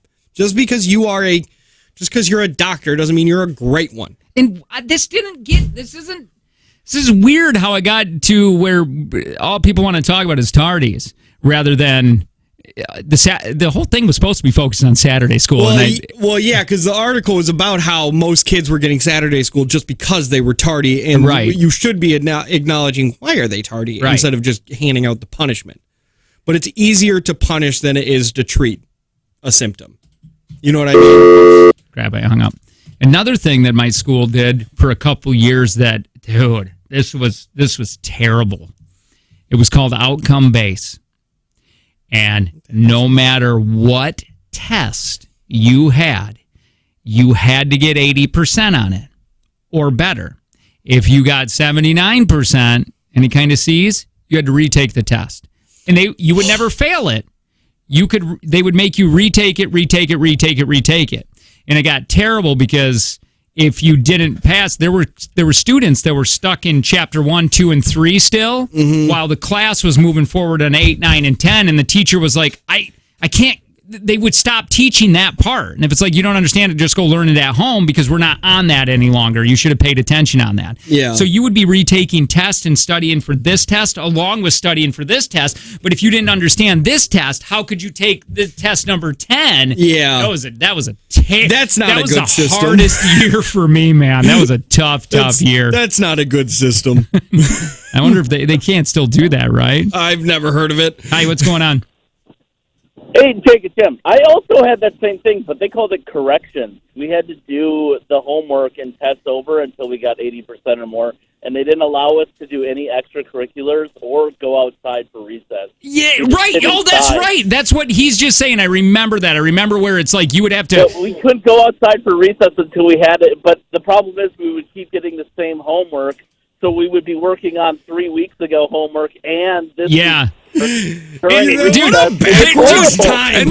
90s, they went like this too. And it got to the point where they'd be like, hey, for an hour for lunch, they didn't let you go to lunch to eat until you finished your Robbie Sutton was all up in arms because he couldn't eat. They were skipping lunch. You just couldn't eat. Okay, so we had just like you had to go to lunch, but then you had to come back during because that was your long right. recess. That was like your 45-minute or whatever. And that's when they would make you go back to the classroom if you had like a detention, because we would have things where like teachers wouldn't give you detention in like middle school or not middle school, but like elementary school. It'd just be like, hey, you're staying in for recess today. And that it was the biggest punishment. Yeah, that'd be terrible. Because it always seemed like when you didn't go to recess, that's when all the crazy fun happened. Dude, until they figured out that's when you're making out with Julie under the tree. Jim, they had it. Do you remember they had to you're inside doing corrections. Hey, listen, they did it until they figured it out. In gym class, you had to get a B. And it was like, well, sometimes I can't run. Like I can't do pull-ups. I have never heard of a gym class, somebody in gym not getting an A unless you just never brought your shorts. Thanks, Jim. Appreciate it. My gym classes were, did you show up? Dude, then yeah, you have limitations. At least our gym teacher, he was such like a pothead and like he was out of shape and lazy and he would drink a lot. And so it would just be like, listen, I know you guys got limitations. I got limitations. I can't kick like Jarrett. Jarrett can kick a ball across the gym. I can't do that. And I sure as hell know Tanner can. And it's like, why am I being made fun of? And then, so it's like, as long as you bring your shorts and you try, you're getting an A. And then we had a new one that's like, we're going to do weight room. And the drunk teacher is like, okay, come on, let's settle down. They brought their shorts today. They got an A. Well, just know that we're not bashing teachers at all. Hi, what's going on? We know you have a tough job. We get it. What's happening? Yeah, well, first want to say that you're 100% correct that there are some really crummy teachers out there. 100%. Thank you. But there's good teachers, However, too. Yeah, there are good teachers. We've said that. Like the one that diddled kids at Jake's school. He thought he was a great teacher. He was great until he got fired. Until we came out and then, until the truth. He was really in touch with his students. He gave the best massages.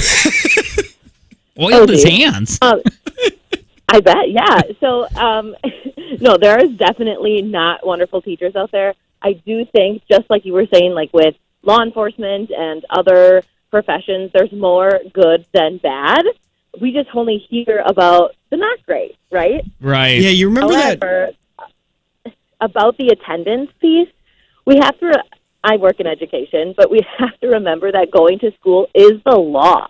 True. So, like, we are also held to certain standards and reporting to the state. Like, we have to remember that. Like, we have to hold people and parents accountable. True. That's true. And see, that's not going to school at all. I think what we were more talking about was like you were late for fourth period.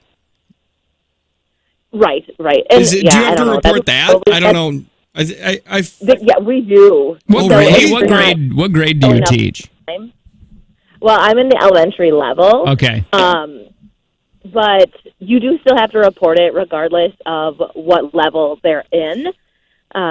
But it depends sometimes per school and what their policies are on how many minutes late are you and things like that.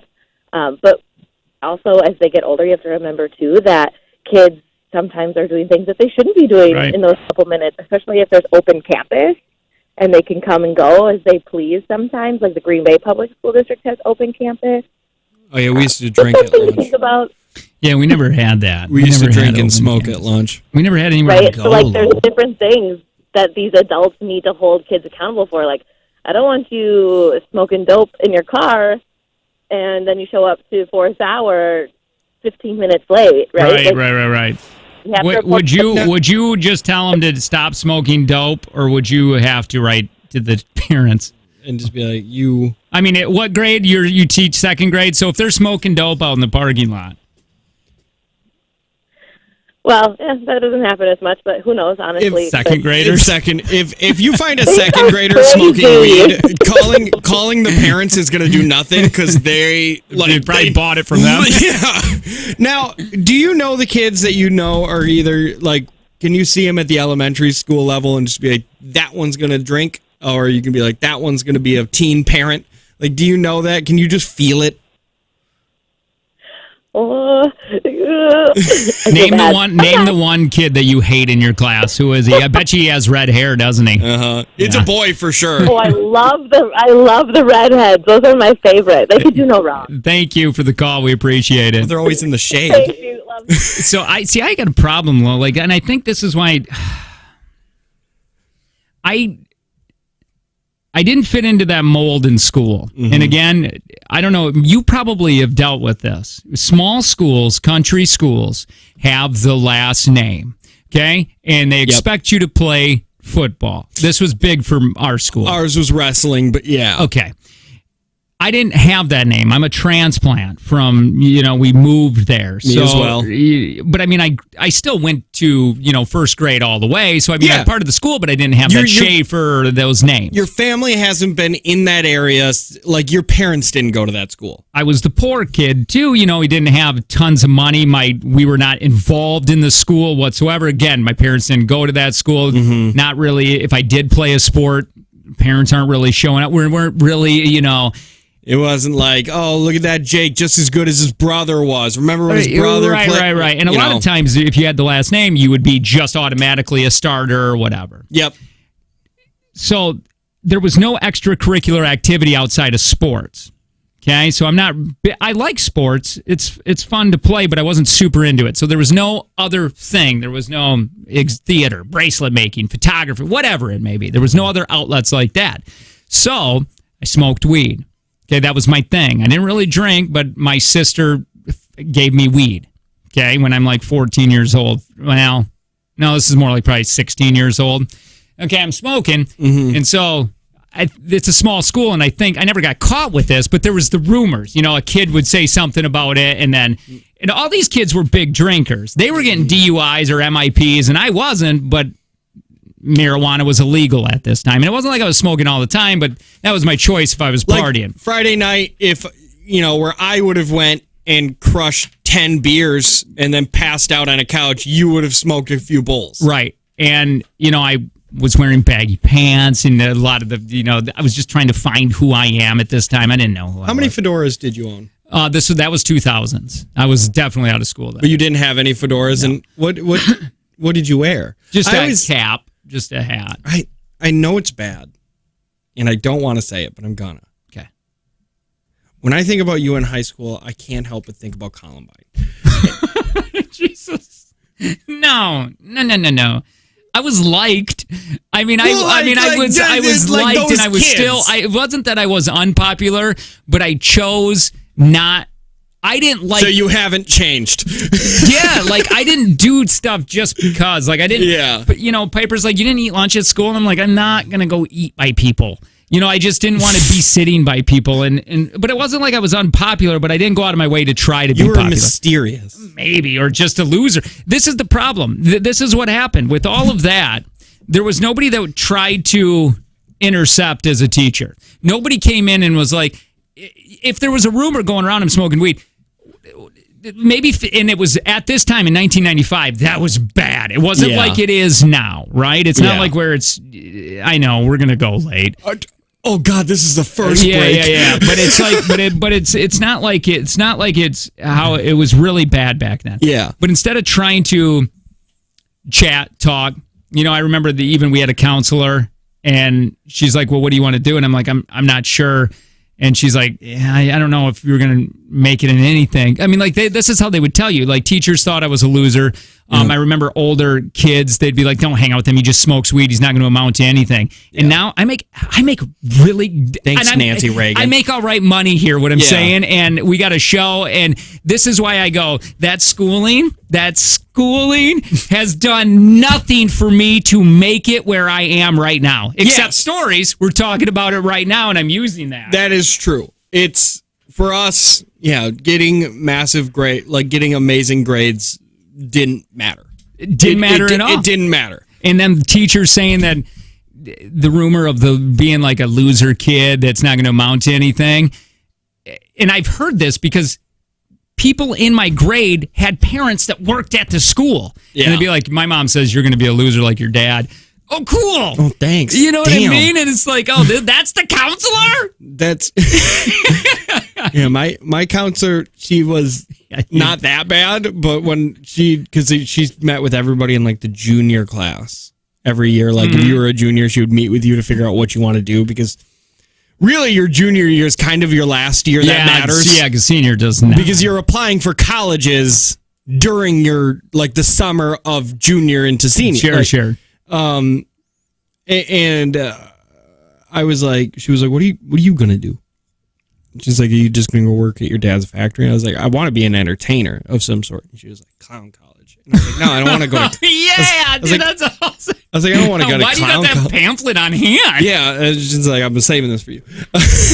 And I was like, no, I don't want to be a clown. There's only one pamphlet. She's like, you said you wanted to be an entertainer. I was like, yeah, but not a clown. Yeah. I was like, I don't want to be a clown. She's like, well, I don't know what to tell you. I was like, oh yeah, thanks. It's kind of like, okay, it reminds me of this, man. I don't want to play commercials because it's going to break up something that we're on right now. Yeah, but we're doing great.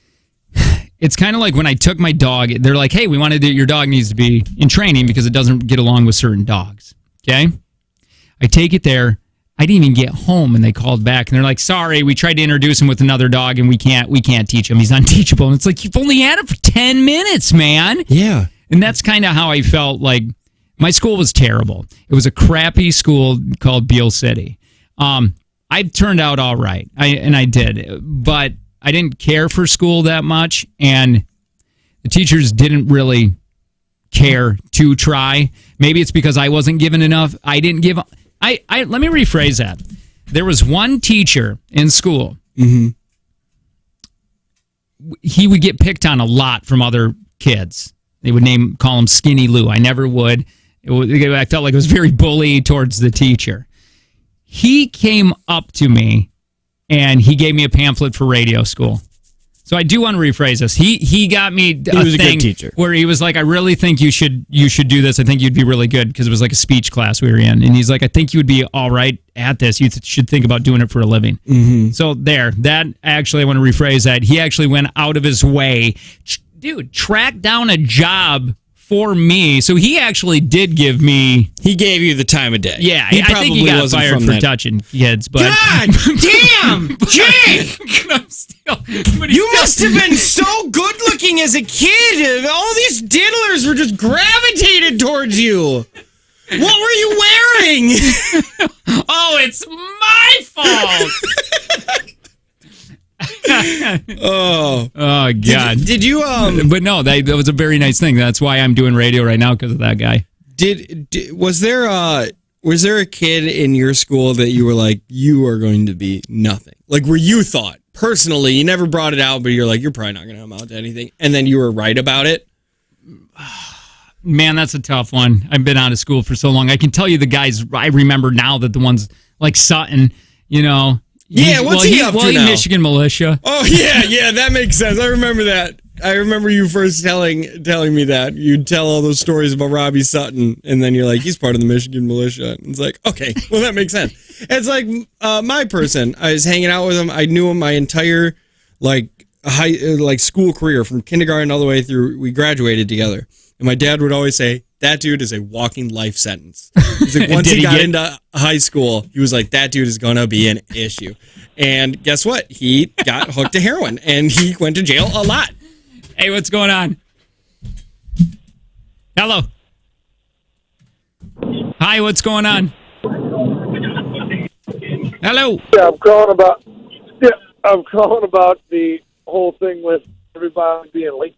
Oh, okay. We're still on the tardiness. How long is our delay today? I don't know.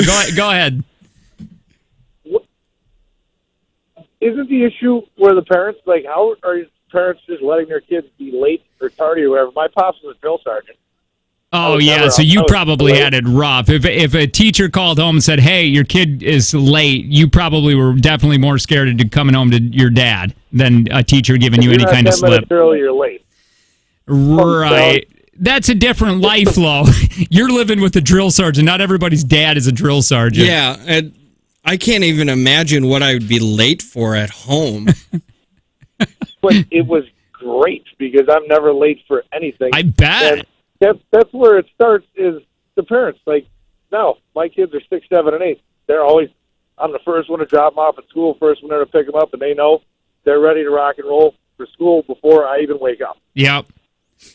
They're getting to school at 5 a.m. They're just cold. It's like, it's better to be early. Thanks, man. Appreciate it. Hey, what's going on? Hey, guys. Have you ever thought of going to one of your class reunions and saying, like, hey, I'm a D-level celebrity, guys. Look what I turned into. No. Well, I want to send an intern there with my name tag on it. That would be the funniest. Because you don't live there. Was just sent 34th. Did he hang up on himself? No, I made sure I hung up on him. Okay. That would be funny if you sent somebody because you never go there. Mm-hmm. Or you sent 3430. I know he was being funny with the D-list celebrity thing. That's not the whole point. I don't care. That's all ego. That's not that's not the thing. It's just actually making money for teachers not thinking that you're going to amount to anything. And I know success is not all about money, but yeah, I'm using it as a thing right now, as an example. We have a mildly respected career. We got to go. Hi, what's going on? We'll take one more call, I guess. Yeah, tell me we got to go. I just was listening to the radio station about your story with regards to the school thing with your teacher. The darts? I was listening to the radio about what they were saying about how the teacher gave them like this lesson to like the talking class, or it was called speech. And I was I just wanted to respond to that. Sure, go ahead. I actually thought that was very, very good to him to do that, actually. Oh, you're talking about... I actually had a couple people that actually did that for me, too. Wasn't really, like, school-related, but ever since I took, like, a drama class, like, acting, I actually have became, like, more really good with that. Sure. That's been one of my passions. Get you all the confidence built up. No, I get that. Yeah, so I always like having fun with all the different accents and the different acting. Sure. And I listen to you guys, when I have a chance, and you guys actually made me laugh this morning with the story about the penis on the arm. Okay, get out of here. It's too late to talk about that, sir. Thank you for calling. We appreciate it. Yeah, we do got to go. But that is true, though. We got to run all of the commercials. Like, how many live reads do we have this hour? Shh. Stop making me feel bad. Stop telling me to shush and then continue to talk. All I'm saying is, it's very nice that somebody, that teacher actually changed my life completely around for just saying, hey, you should go do radio. We got to go. Stop talking.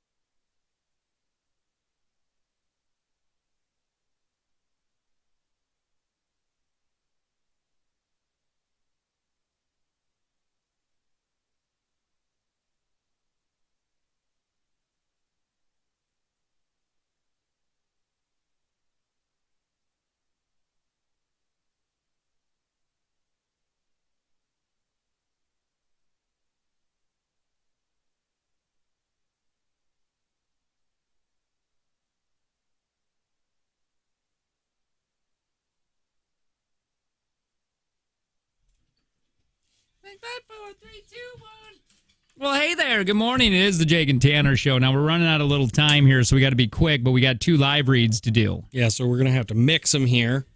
Oh, is that how we're going to do that? Yeah, so we'll just mix them up. You do Midwest, I'll handle Kelly. Yeah, okay, cool. Midwest Restoration. Boy, is that place growing. It's absolutely fantastic if you work with Kelly Davies because they'll help you find your dream home, investment home, or that unicorn property. I'll tell you, the Midwest Restoration, I mean, your emergency is their priority. If you got fire damage, water damage, you got some mold, storm damage, biohazard cleanup, carpet clean, they do all of that. The best part is that Kelly Davies has super fun and knowledgeable agents that usually have clients ready and willing to buy homes. So once you list with them, they probably already have an offer ready for you. That's right. And if so, Midwest Restoration is hiring for multiple positions. They're offering a 4-day work week, competitive pay, $50 an hour for nights and weekends, and a $1,000 sign-on bonus. Average days listed on the market from listed to accepted offer is a little over 50 days. You can find all of that information for Kelly Davies at Kelly Davies on Facebook. And also, you can apply today at MidwestRestoration.com or click careers or call 920-449-4011. 920-449-4011. That's how you do that. Kelly Davies.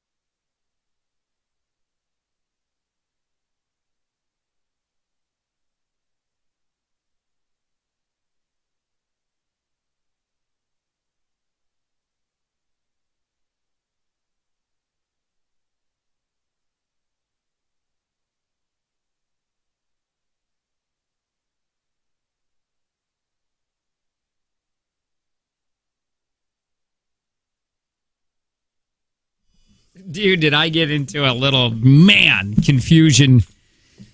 It's a Jake and Tanner show. Who was that?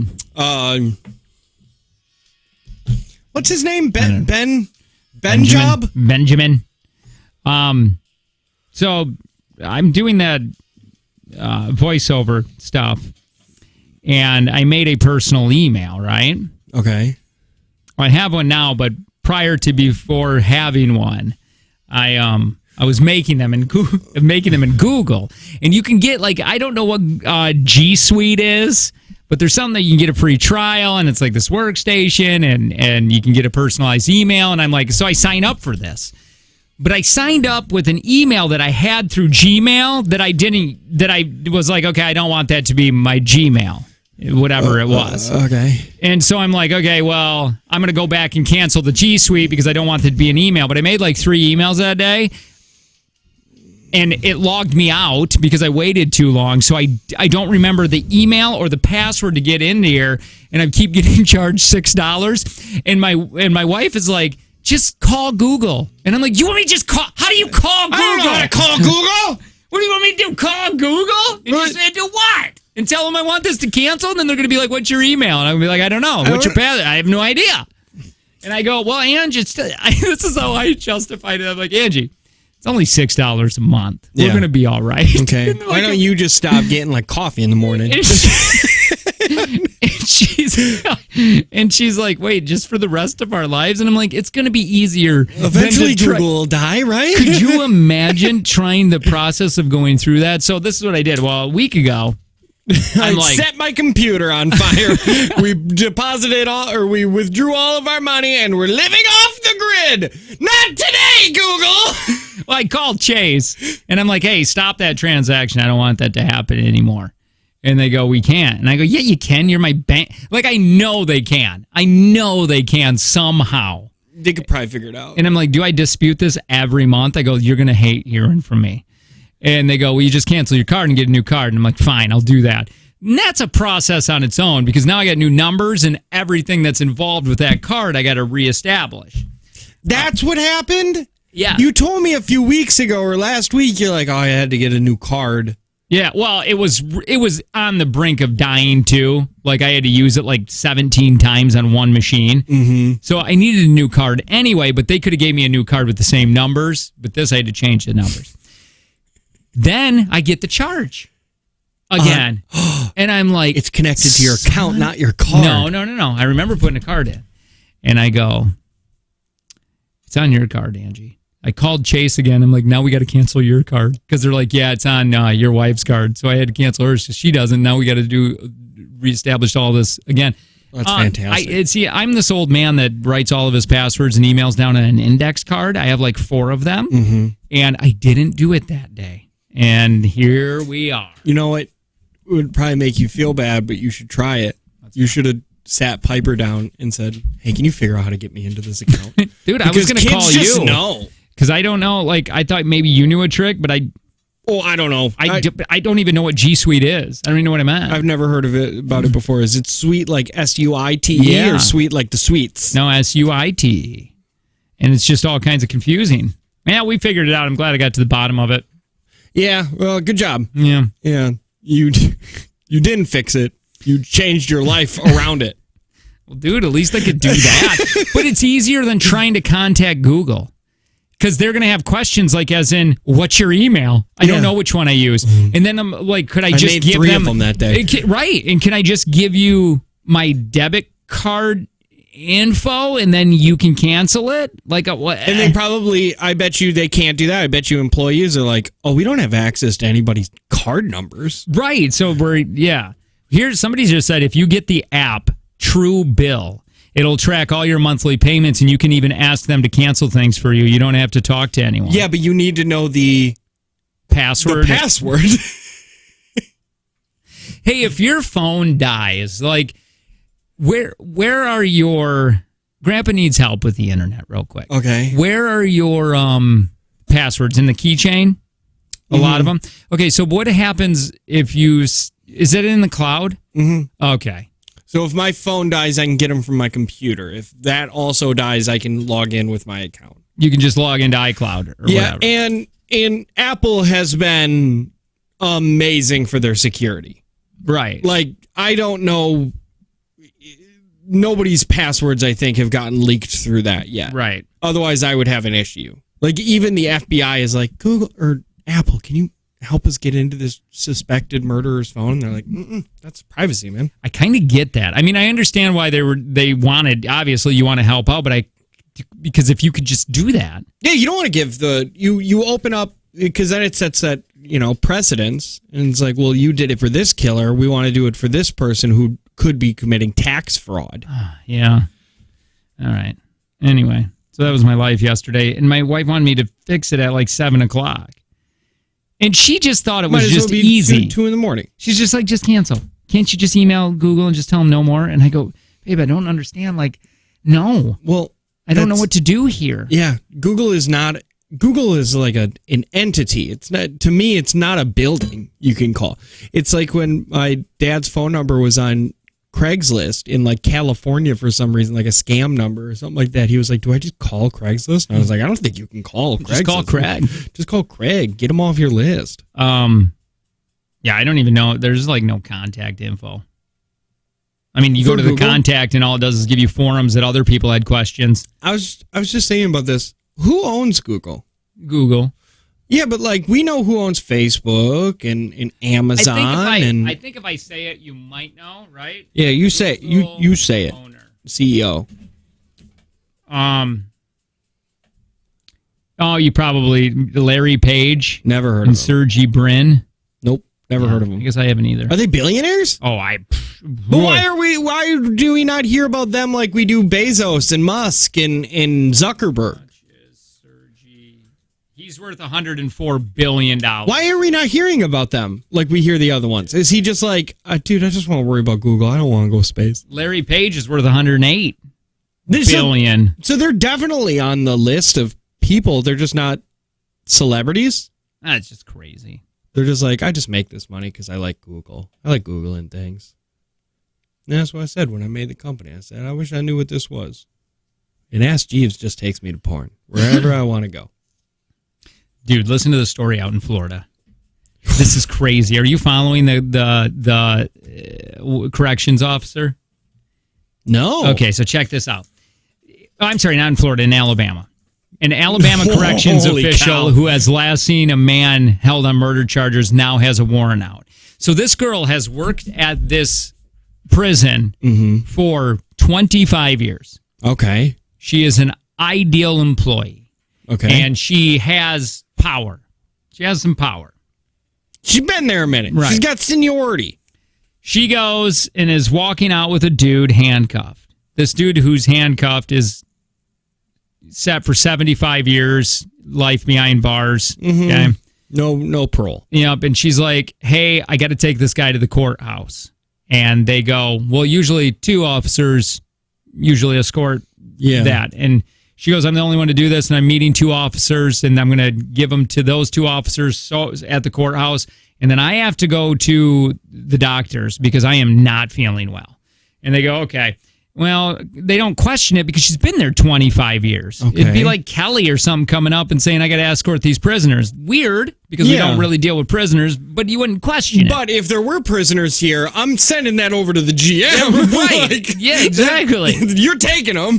So she goes, another group of prisoners went over in a van, and they came back, and they're like, hey, where is what's-her-face and Mr. White, the murderer? Yeah. They called the courthouse, and they go, well, they never arrived. We didn't need to see that guy. She took off with them. And at first, they thought that he kidnapped her, but it turns out she ended up selling off all of her things, like sold her house, put in her retirement, and now they're on the lam. Oh, my God. By the way, he's 6'9". I mean... So this woman had her name's Vicky White, his name's Casey White, no relation. Really? No relation. They had to be a couple, right? Oh, yeah, for sure. Casey White, Alabama. The patrol car left the detention center and went straight to the parking lot. where it was abandoned and later found by officials. There was not enough time for them to even attempt to try to come to the courthouse. Let me see these people. I want to see these people. If she did this willingly, and all indications saying that she did, I guess we're trying to hold on to that last straw of hope. Maybe the cops are like, maybe he's got a gun or something. But yeah. Hey, what's going on? Hello. Hi. Hi. I just wanted to chime in too. My aunt said when my cousin went to school here in West Superior, which was really funny because my son goes there now, but this teacher must not be there anymore. Apparently, she said that a bunch of the other moms who had kids had gone there earlier. They all knew that this one teacher in kindergarten did not like little boys. So she couldn't figure out why Tommy was getting written up. He's in kindergarten. He's not doing anything wrong. He's the quietest kid. Apparently, during their meeting, she would just be like, they'd be like, "Oh, why is that desk all by itself over there? Oh, that's where Tommy sits." And it blows my mind that sometimes I'm like, if you're a teacher, how can you not? Yeah, right. And did that Tommy grow up to be like a murderer, 6'9"? No, Oh. he's an amazing dude. Okay. He really is. That's I good. just could not believe it. I'm like, oh, thank God she's not still there because I would have not known what to Well, do. thank you so much for the call. Appreciate it. What the hell? We're on a 30-minute delay. We have to be. Wait a minute. What just happened? Hold on. Oh, she's talking about the segment, our previous segment like 20 minutes ago? Yeah, about teachers and stuff. So hold on. I'm going to hop on. Do I have the 95.9 Kiss FM app? I do. So shortly before this dude's disappearance, Vicky said she had also planned to get medical care because she wasn't feeling well. Video security footage in the area where the patrol vehicle was found didn't turn up any evidence. Dude, this is like straight. They're going to make a podcast about this. Oh, heck yeah. Yeah, and I'm looking at pictures of this guy. What is going on? Like, why? This is so weird. The reward is only 10 grand. Oh, Yeah. you better break. What? I can go get a sign-on bonus and quit for that. Yeah. Right now, you better up that. Yeah, just let him be. In 2020, that Casey White had planned to escape the jail and take a hostage, but detention center employees caught him. The prison then established a policy mandating 2 sworn deputies accompanying him at all times, including during transportation. He was in jail for capital murder. Yeah, whether she assisted him or not. It's weird, too, because how brainwashed did she get, or how screwed up is she, or where is she in her life to do something like that? Because she has been around this for so long that she knows what it's like to be in jail, and it's got to be terrible. And so she is taking the biggest risk knowing, hey, if we get caught, I'm going to go to a place that I worked at this entire time, and I'm going to be the actual one behind the bars. And that, wouldn't that be working there make you go, oh, dude, I don't want any part of this? Yeah, you just be like, dude, I know how people get caught. They don't get treated. Dude, I'm looking at his picture here, and I think I can see the outline on why she took him. Oh, really? I mean, there's something there, and it's closer to his. I mean, it's close to his knee. Somebody said guy looks like Aaron Rodgers. Yeah, just the sunken in eyes. She just must have been somebody that was really lonely. You know what it is? He looks like Aaron Rodgers because of how sunken in his eyes and how much he was willing to get out of that area at any expense. Really? He wants to leave so bad. This dude in jail though. He has nothing to lose. He's going away. So this is perfect for him. Yeah. Let's go. Let's go to some kind of beach and just live in a cave. Yeah, you cash out all your stuff, sell it. We can go live in Puerto Rico for like 30 years. Somebody said no. There's no delay. Here. This dude in jail though. He has nothing to lose. No, there's nothing. There's no. She just must have just stopped listening, got out of her car, and then did something, and then came back. Huh. I don't know. Maybe. What do I know? Well, we were having that before. During the break, we had fully moved on from tardies, and the girl's like, dude, I want to weigh on this tardy thing. Dude, that worked some people up, that dardiness. It must have been something what we said. Well, it's your ability to channel so much anger into something. Was I mad? You're like, oh, teachers that give tardies. They're all unhappy and they hate their lives and their wives and husbands. Wow, I stand by that, dude. Listen, Power trips, man. I was like, your opinions are great, but you take them so far, it's almost impossible to side with you. It's teacher appreciation. Listen, That's why we did it. We know you teachers work very hard, some of you, and you got an incredible job that takes an incredible person. I think a lot of you got into it thinking that you're going to change lives, and then you realize the school system in dealing with everybody, it sucks, so you become bitter. Yeah, you get beat down by the system. You get beat down by the system, and I think it takes all the wind out of your sails. And then there's those teachers that are just like still pushing through it and being really doing really great things. But if you're a teacher and you're listening now, you're probably not a good teacher because it's like class started 20 minutes ago. Oh, yeah. This is doing nothing. Yeah, you're not doing anything for your students.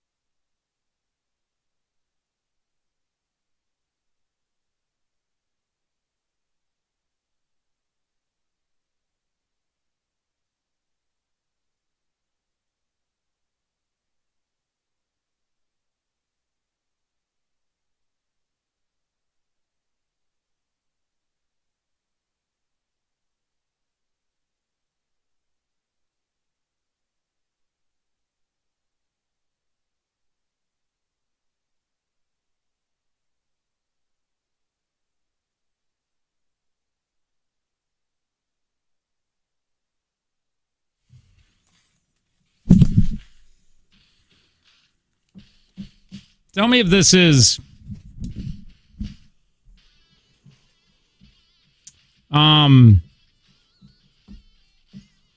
at all crappy of me.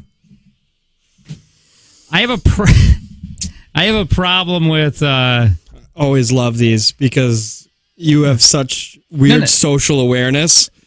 Well, no. I think you made two on this. I think this is okay. I automatically judge that. Let me do that because I feel like everybody judges. I'm trying to make this out to where we're not looking like bad people here. Yes, we all judge. I have a problem with male. We get our groceries. We do pick up at Aldi. Okay. Or Walmart. Okay. I can't stand Walmart usually because they usually somehow mess it up. I have an issue with Walmart right now because they're taking out the money weird. Like they take out originally and then they give it back and then they wait like 3 days and then they take it out. And that doesn't work well for me and my budgeting and stuff. So I don't like when male shoppers get my food. Because I have a theory that they don't care about my produce. I feel like the female. Now, I'm not saying I've just started thinking about this the last couple weeks. I think male shoppers don't squeeze my melons. I don't think they care they're about not cupping the grapes. your grapes. Right. I think the female ones they kind of know, like, okay, if they're shopping, they know, we don't want these terribly brown bananas. Yeah, I get what you're saying. I guess I never thought about it because I guess I never thought that the person delivering my groceries was the one shopping for them. Well, in Aldi they are. Like, because Walmart is they got a bigger thing, but in Aldi, it's just like one dude in there. Okay, yeah. I don't do Aldi, so I guess I haven't thought about it. And also in Aldi, it'll say, hi, your online shopper is named Ben, or whatever.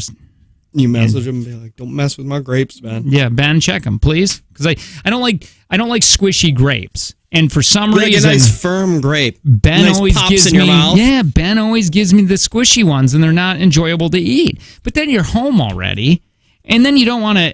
Oh, it's kind of like that. I get what you're saying. What are some other things that you kind of do that on? And I feel terrible about this one. And no, this is because of my own insecurities, and also I'm a product of a 90s and 80s generation. Okay. I'm going to start it like that. Okay? Because when I got a feeling something racist is coming out. No. But it's like when I go into... I hate Italians and the way that they pick my food. Not even just picking food, just Italians. Oh, they're always wearing their wife beaters and their medallions. Talking with their hands. With their hands. But forget about it. Just take your swooshed grapes. No. When I go into like AutoZone and hear me out first, and there's a woman behind the counter. This is already because of my own insecurities, but I don't want. I think in my head for some reason, if I have a question, they won't know to answer it.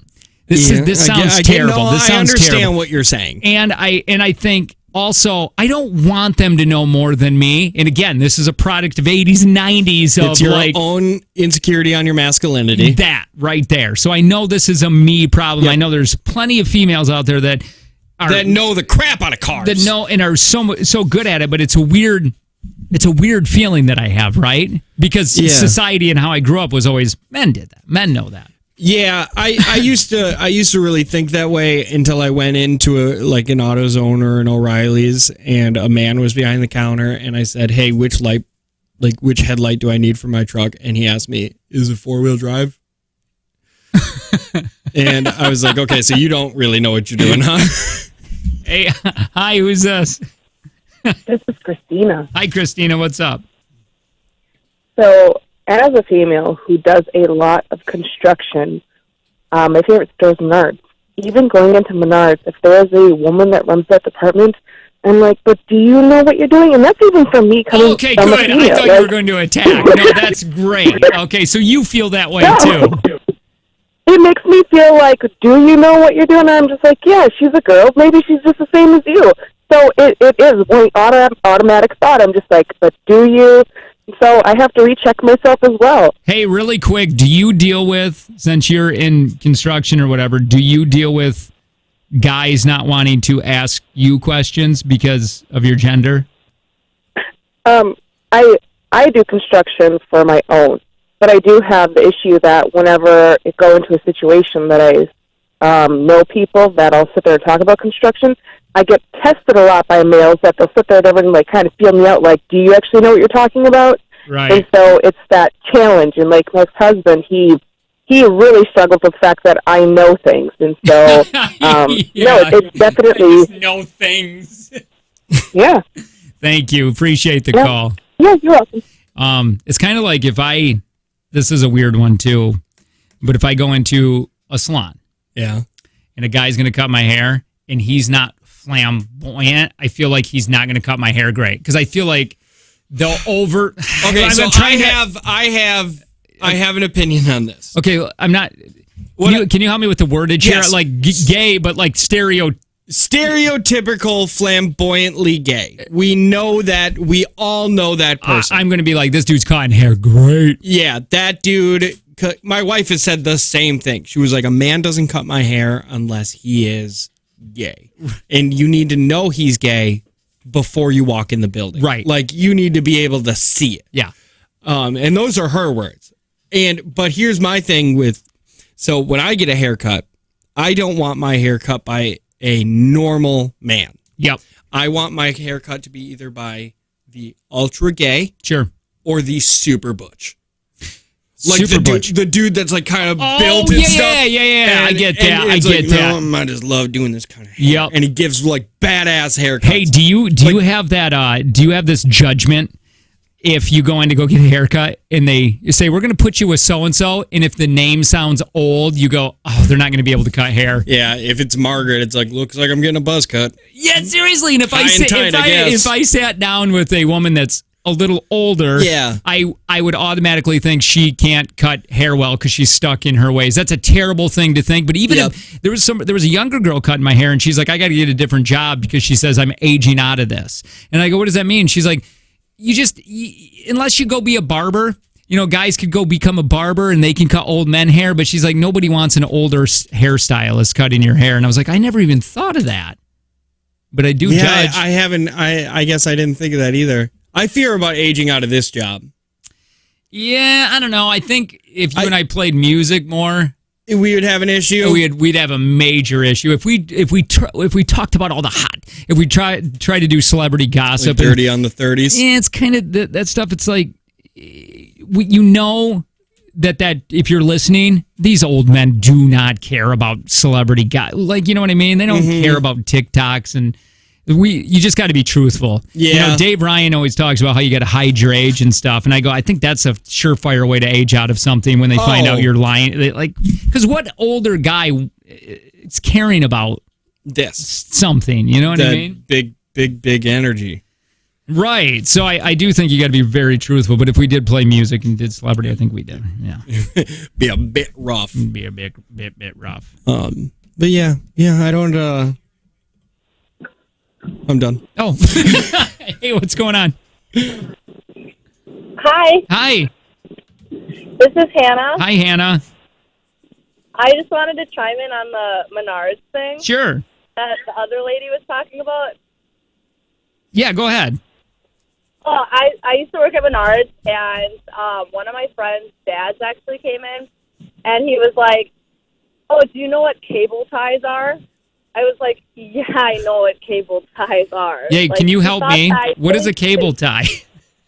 It's like a zip tie. Like, you talking about zip ties? Oh, zip ties. Why aren't you calling them zip ties? Yeah, who calls them cable ties? Who the hell calls them cable ties? It's a professional name for it. But I took him to the exact tile number, and I took him to like all of the selection, and I kind of like went on about a couple stupid facts about them. That's weird. That's funny that you know facts about zip ties. You're probably a hoot at parties.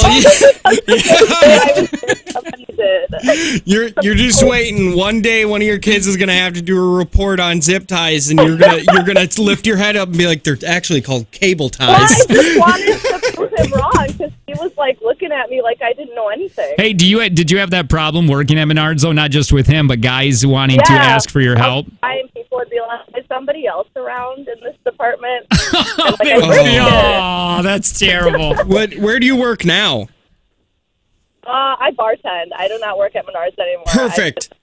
I wanted you to say bartender. I want to know, what job do you get hit on more? Working as an associate at Menards? I bartend at a strip club, so it's like it's pretty. Wow, that's weird from going to Menards. Well, kind of Menards to. Yeah. I mean, it's still kind of the same. Still work with wood. Hey, how much do you make? How much do you make in tips there at that at the place? Honestly, anywhere from like $300 to $500. Now that's not every day, right? Money. No, but most days. I mean, unless working a Sunday or a Monday. Are you a dancer also? Like 200. No, I used to be though. Yeah. So you sound pretty. Yeah. So you got that pretty energy. So what? So did you just did you switch to bartending because it's just cold in there, and you're like, I just want to keep my clothes on at work? I was just sick of dancing, honestly. Like, it's hard to further yourself in life when people know that that's what you do because there's, like, such a stigma. And it's hard to, like, be in a relationship because guys don't want to date. So yeah, you probably... Did you have a boyfriend at the time? Yeah, I did, and he struggled a lot with it. We ended up breaking up. Oh, I bet. Yeah, I danced for, like, 4 years, and then I was like, yeah, I had enough of this. And then I just decided to bartend. So... do you date? Are you dating anybody now? Yes. Do they come and visit you at work? Like, hey, hon, I'm going to visit you at work today. I'll bring you lunch. And then it's like, why are you just at the table? Why are you? Oh my God! Actually, yeah. Sometimes, like, he'll just come in and just sit there and just have a few drinks, and it's totally fine. Like, he's totally fine about it. You sound fun. You so like, when are you going to transfer from? I mean, because that's got a stigma on it too, a little bit, bartending at a strip joint. I am currently. I was listening to your radio show because I listen to it every morning before I go to school. Boy, you are a good person. Yes, you are a great person. They should write songs about you. School right now, so I'm on my way to school right now. What are you going to school for? Cosmetology. Oh, you're gonna cut hair. I'm gonna do hair. You guys were just talking about hair and old people and the stigma. You could say, well, yeah. All right. What's your name, by the way? Wait, what was your dancer name? Yeah. My real name is Hannah, and my dancer name was Chloe. Chloe. Right. Wait, where'd you work at? Maybe I've seen you. I used to work at, like, the Oval Office and Landing Strip in Wapaka. I want to know if anybody knows Chloe that used to work at an Oval Office. Text us, 71090. Oh, but you think she was the only Chloe? I don't know. I'm the only Chloe. Yeah, but still, you're going to have to give us, like, birthmarks and stuff. And be like, you mean Chloe with, like, that clover? All right. There you go. Hey, thanks for being so kind and letting us mess with you. Yeah. Oh my God! Yeah, thanks for answering my phone call. It's like the coolest thing in the world. I wish I would have started screen recording. I didn't think anybody was actually going to pick up. She's full of compliments, and we got to build a statue of you. I want to go to the strip club just so you can talk good to us in celebration. Of Hannah. If we went to the strip joint, would you do one dance for us? I would be like, these guys need free drinks. These guys need free dances. Oh, Lord! Oh, tempt me with a good time. Damn it, Chloe! The only person that likes strip clubs more than me is my wife. So we will be there. What time does this place open? It usually opens at 4. Okay, we're going to be there at 10 waiting. Yeah. Yeah, we get down a little early. Yeah, nobody comes at 4. Wait, is it the Green Bay one or the Appleton one? It's called the Landing Strip. Oh, fine. Fine. So we're by the airport, okay? All right, thanks, Chloe. Yeah. We're going to stop messing with you. Thank you so much. Have a good day. See you now. Get out of here. I like her. Me too. She's fun. We should have her. She should be like our, I don't know what we'd have her as a correspondent of. like stripping correspondent. Like anytime we have a question about dancers, we just call up Hannah. Be like, hey, Hannah, can Chloe get on the phone real quick? We want to talk to her. Like a split personality. She's like, give me a second. She throws glitter on her. Rains glitter. Chloe's here. Chloe's here. It's the Jake and Tanner Show.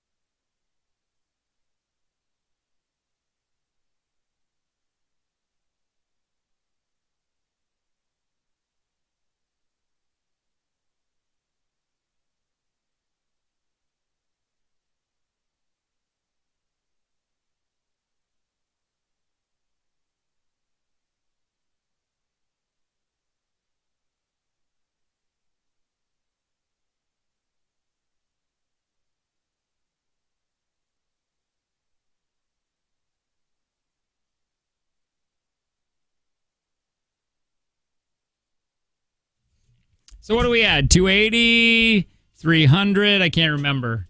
300. Really? Yes. Yeah. Oh, look at that. Yeah. Yep. Oh, by the way, if that stripper, Chloe / worker Hannah. Menards. Yeah. Which, like you said, perfect prior job. You can mix those two and then name it what you want to name it. Do hair plus stripping, topless hair cutting. Little off the top. And you name it Little Off the Top. And you are just a woman who cuts guys or women's hair, and you are topless. Yes. If we deserve money for that. Yeah. Chloe, Hannah. Or free haircuts. Yeah. No, money. Because that's a $1 billion idea. Money and free haircuts. Yeah, for sure. Just a little off the top. I use this. This is Amber. Amber, you're playing for $300 today. Perfect. It's brought to you by Prospera Credit Union Life Stage Personal Guidance. Now, Amber, what do you do for a living, Amber? I deliver groceries for a living. Oh, you do? Do you check the produce? I bet you she does. I do. I'm a very good shopper. See, that's what I'm talking about. Who do you shop for? I do shipped and I do Instacart. So I do both. Did she just swear? No, shipped. Oh. Well, all right, she Amber. is Amber. It could be Amber Heard. It could be. Oh, yeah. That's terrible. That's unfortunate. That's her career. Yeah. Just like Will Smith is the guy who slapped at the Oscars. Amber Heard's a girl that poops on beds. Amber, that's not you, Lo. You're just going to be playing for money here with trivia. 5 questions. Tanner's going to leave the room, and I'm going to ask you these questions. He can't hear the questions. We don't want him to because he's going to get asked the same ones that you do. If you win, you're getting $300. If Tanner wins, it goes up $20 a day thanks to Prospera, which it'll be $320 tomorrow if you end up losing. If you say pass, that will be your answer. Now, remember, if there is time does matter, Lo, okay? So if there is a tie at the very end of this, when we grade these all together, lowest time will win. Maybe you understand. It seemed confusing today. Do you get it? I certainly do. All right, Amber. Good luck.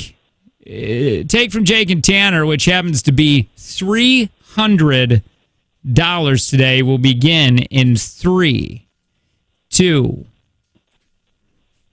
1. Who wrote the songs for Lion King? Elton John. On which coast would you find redwood trees?